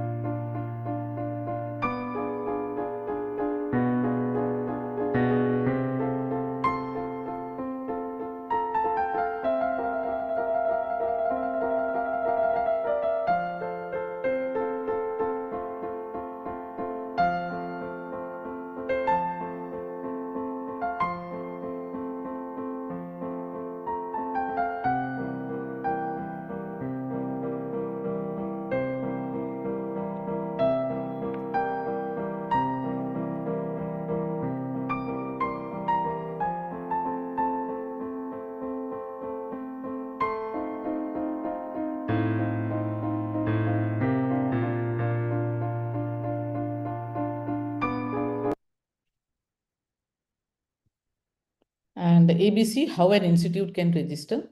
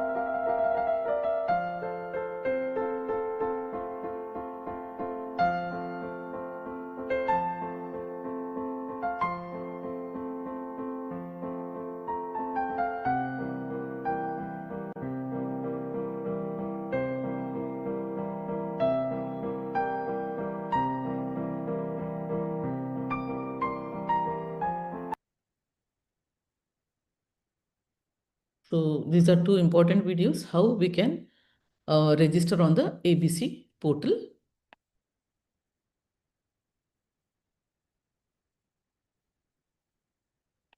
This is about the academic bank of credits. objectives, expected outcomes, and their core features.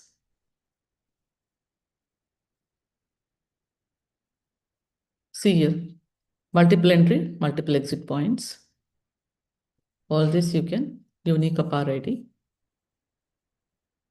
How to create a APAR ID also, it was there, I don't know.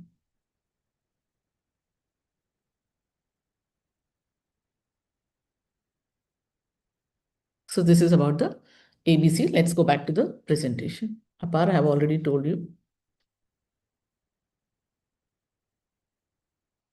This is about the APAR ID. So I'm closing APAR ABC also. Let's go back to the presentation. So ABC now. Dual degree. The national education policy, in order to make education more experiential, holistic, integrated, inquiry-driven, discovery-oriented, and learner-centered, discussion-based, flexible, and of course, enjoyable, has introduced a dual degree. So the objective of the dual degree program is to allow students to pursue 2 academic programs simultaneously, keeping in view the objectives envisaged in NEP 2020. So multidisciplinary and a holistic education across the sciences, social sciences, arts, humanities, and sport for a multidisciplinary world in order to ensure unity and integrity of all knowledge. This is about the dual degree. I'll show you the regulation of dual degree.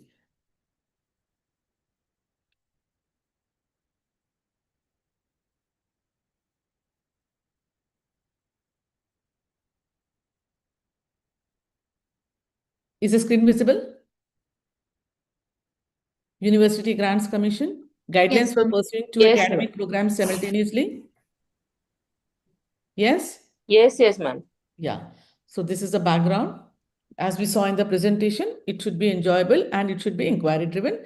A student can pursue 2 degrees simultaneously with a multiple entry and multiple exit and interdisciplinary thinking.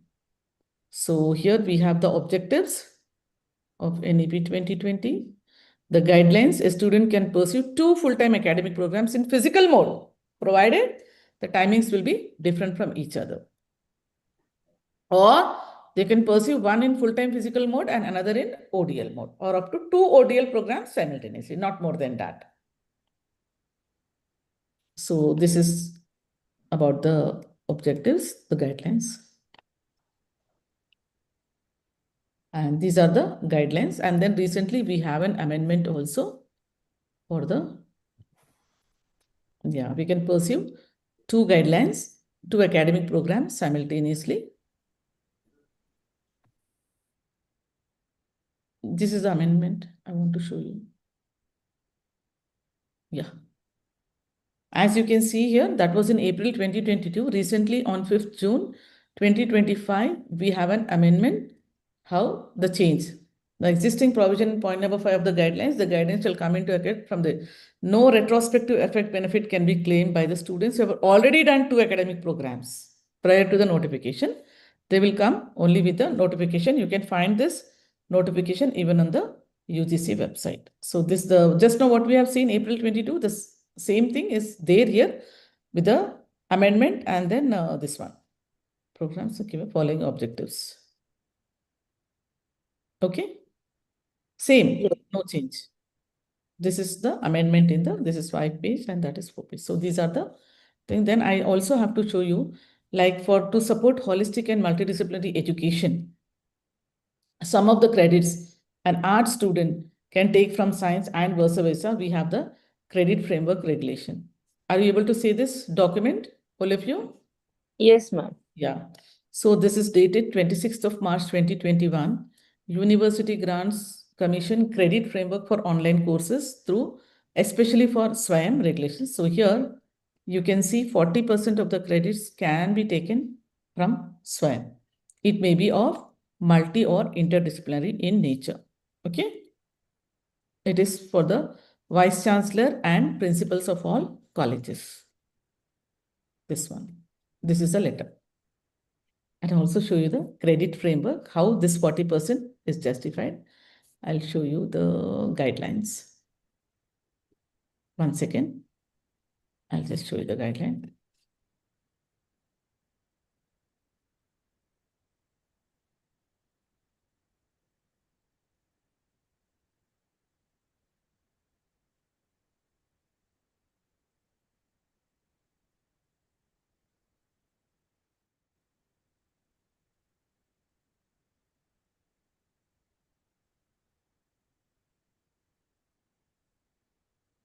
Just a minute. There's some issue with the internet.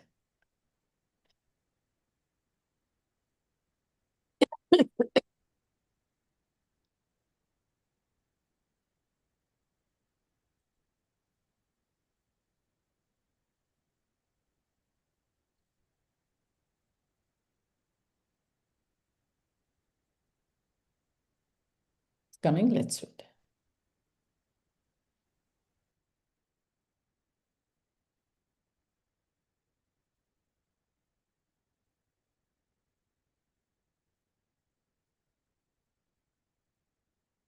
If it doesn't download also, I have it somewhere. I'll show you. Credit framework.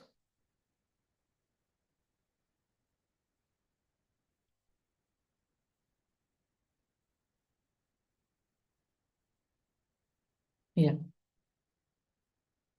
So here,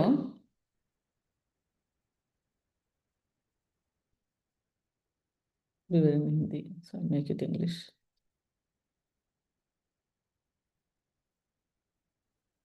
Can you all see a Gazette notification? Yes, ma'am. Yeah, this is dated March 2021 for credit framework.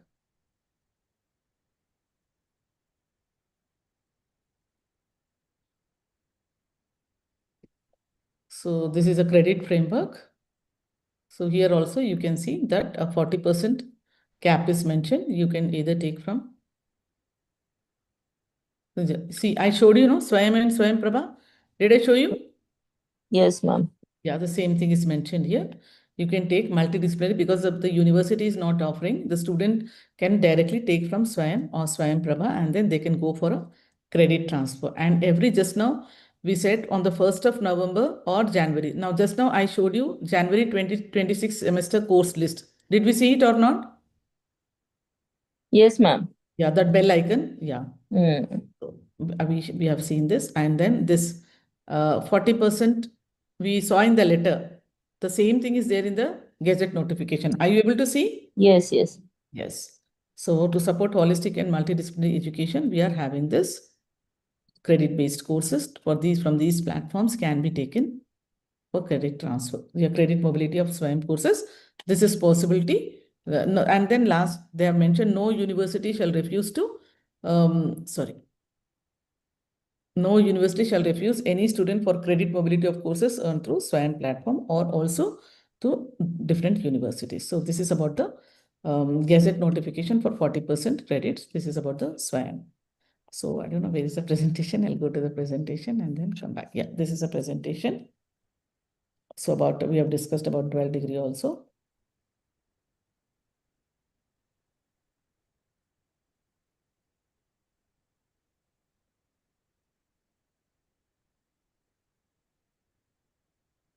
The NEP document, I'm closing holistic and multidisciplinary education.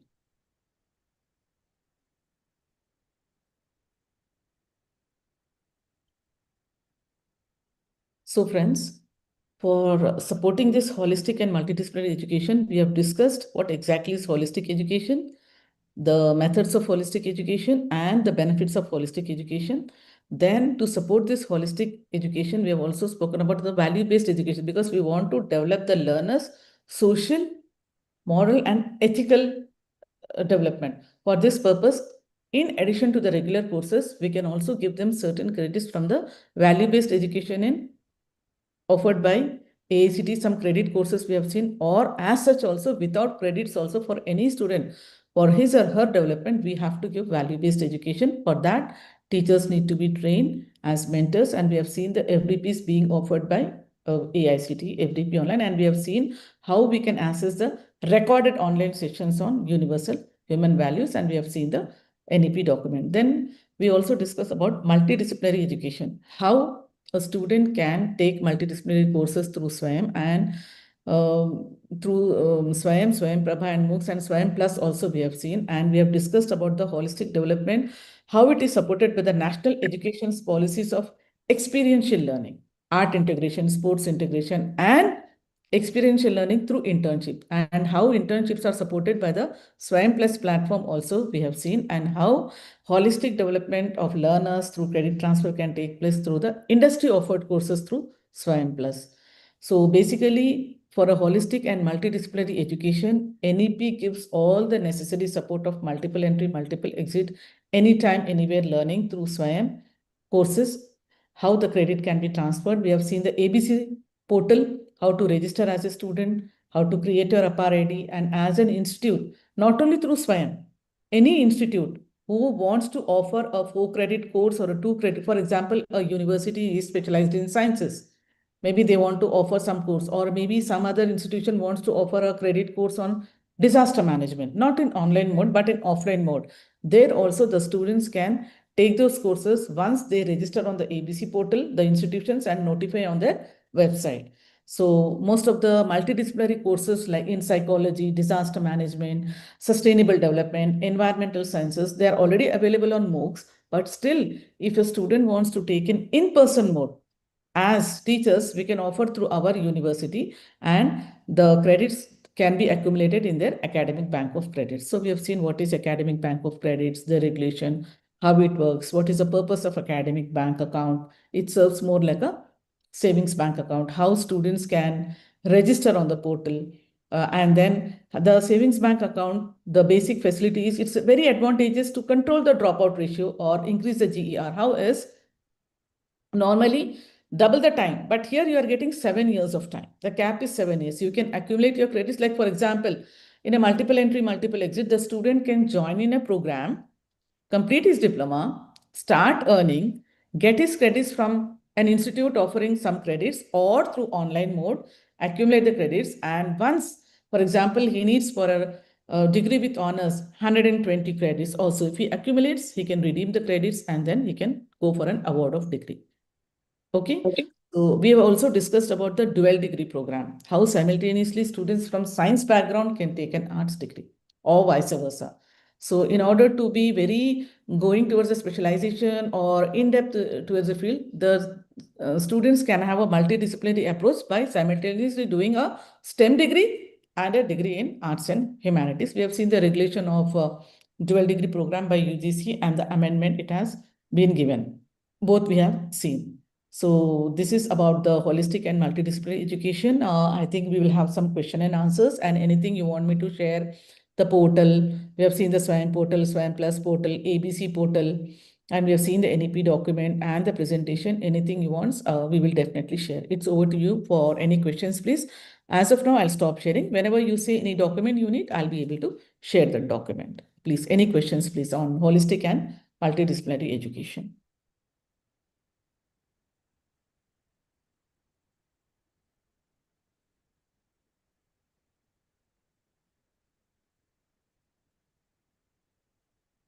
Participants, is there any question?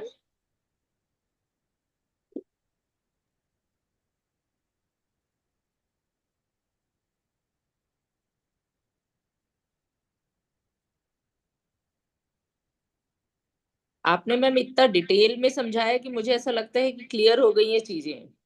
नहीं, पिछली बार भी पूरा 3:30 तक हो गया था, तो मैंने क्वेश्चंस नहीं लिए थे, मुझे अच्छा नहीं लगा था। मैंने सोचा कि इस बार 10 मिनट देती हूँ ताकि इसमें भी किसी में भी आपको हमारे 2 सेशंस रहे ना, दोनों themes we have covered, student diversity and inclusive education and holistic and multidisciplinary education. Whatever information is helpful to as teachers for any implementation, I have tried to share, but still you have any doubts, we can always discuss. We have some time. Acha, Diya ji. Yeah, you have been so participative. No questions from your side, Dr. Divya. Thank you, ma'am. Thank you so much, ma'am. It was really very informative session, and we could take a lot home from this session.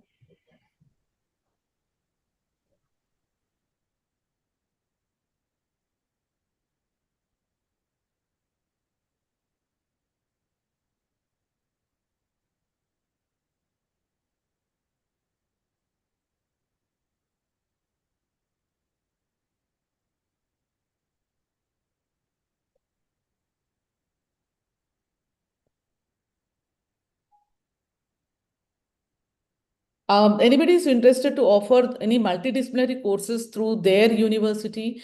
Any questions you have, you can ask how to do it through the ABC portal from your own multidisciplinary courses, please, not discipline specific. If you do discipline specific, there will be very less takers.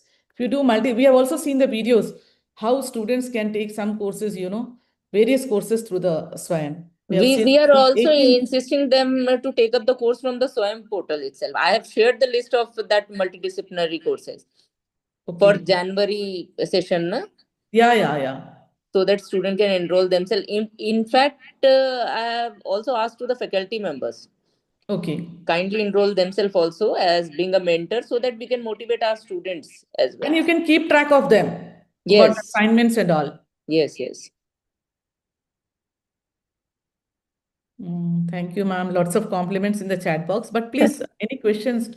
Like, some people would not like to take sessions in online mode. They may prefer to take in-person mode. Then you can design the courses of multidisciplinary nature and offer from your own university. Okay. That's the advantage of ABC. Because I've shown you in the portal as a student and as an institute, how you can register. Register, yes. Yes. And award credits.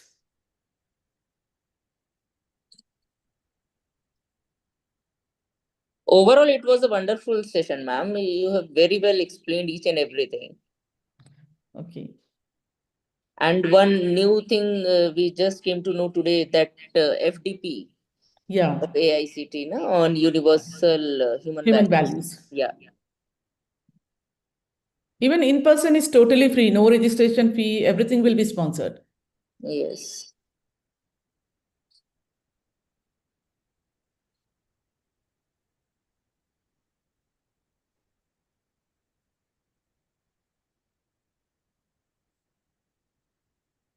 I think no more questions.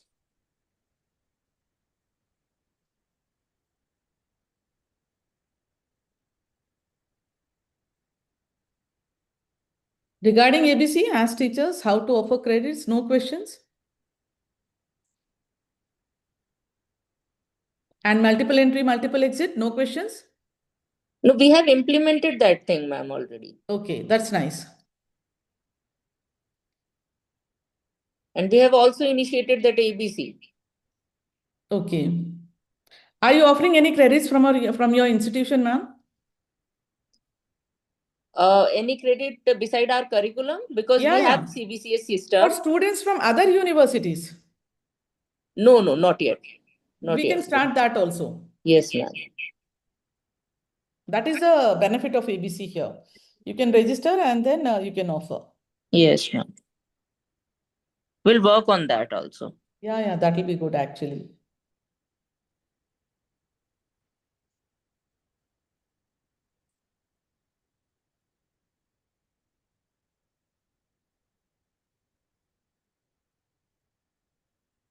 Sir, What courses have you decided, ma'am, from SWAYAM for multidisciplinary? Yes, ma'am. What courses have you decided from SWAYAM or multidisciplinary? Ma'am, like entrepreneurship essentials are there. For entrepreneurship for whom? For science student. For science student. For science student, they are biotechnology student. I have planned. Very nice. Yes. That will be really helpful.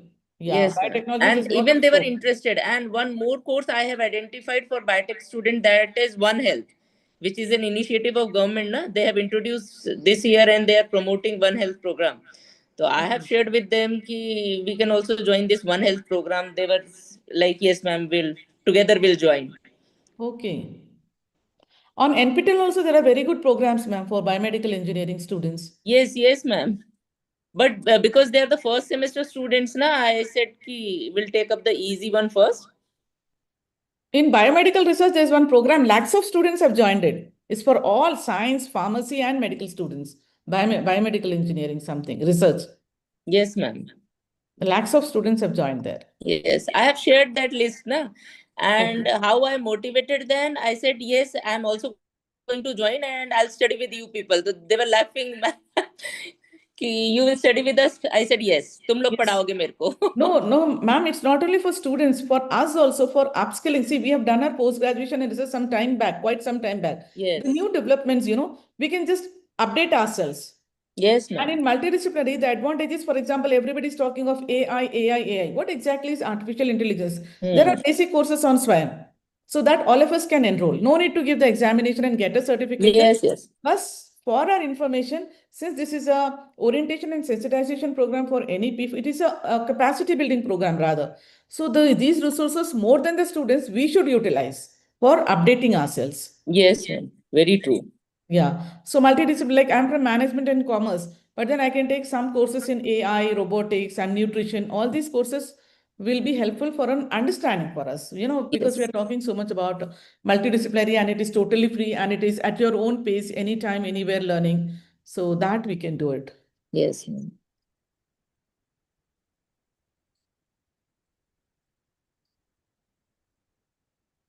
Any more questions? If they listen, lot of questions will be there. And if they listen thoroughly, no questions will be there. In between, they may be little confused. But surprisingly, there are only 24 participants. Most of them have left, I think. After the tea break, there was a less turnout. I told them not to leave also. I told them be connected. We'll just take a small break and start discussion. Actually, ma'am, few of them is in exam duty. So at this time, 4 to 5, they have to collect the copies and they are on the wind-up stage. That's why. Okay, I can understand. Yeah. Yes. They're not relieved for this program? No, ma'am. But as such, they're supposed to be relieved because this is a capacity building Yes, program. actually, because of the last week of this year end, most of the faculty members are on leave. So they have to give the substitute. That's why this kind of problem arise. Okay, I understand. Yeah. Till 4th, they were there, 36, 38 participants. Okay.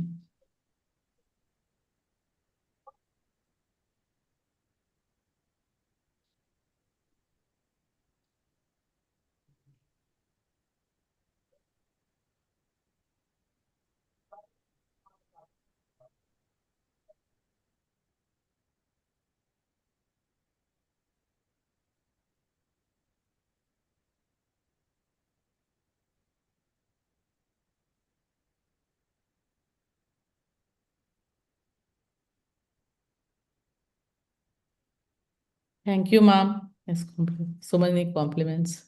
Thanks a lot.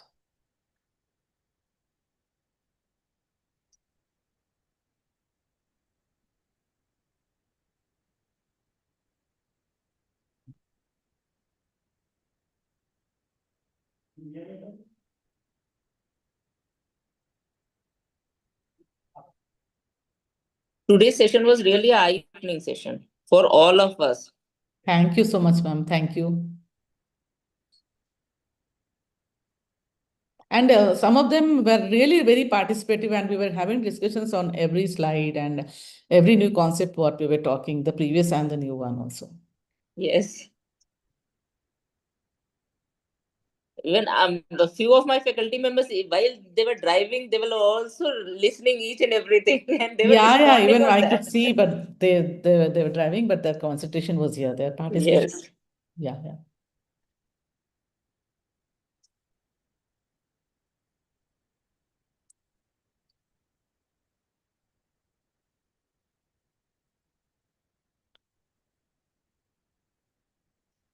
So, sir, shall we close the meeting? Because I think now there is no more questions from the participant side. Okay, not an issue. Thank you so much, Sunny ma'am.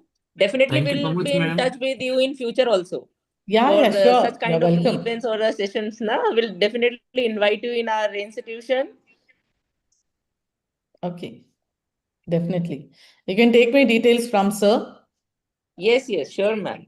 Yeah. It was nice interacting with you all. Wonderful. The last session we couldn't discuss, so I kept some time, we can discuss here. But then clarity was there on every stage, but still people still might have related to something which maybe I couldn't share. So I was looking forward for more questions. But I think now they will go through that thoroughly, and then some kind of question will be arise in their mind. Yeah. Please do write to me. Welcome anytime. Yes, ma'am.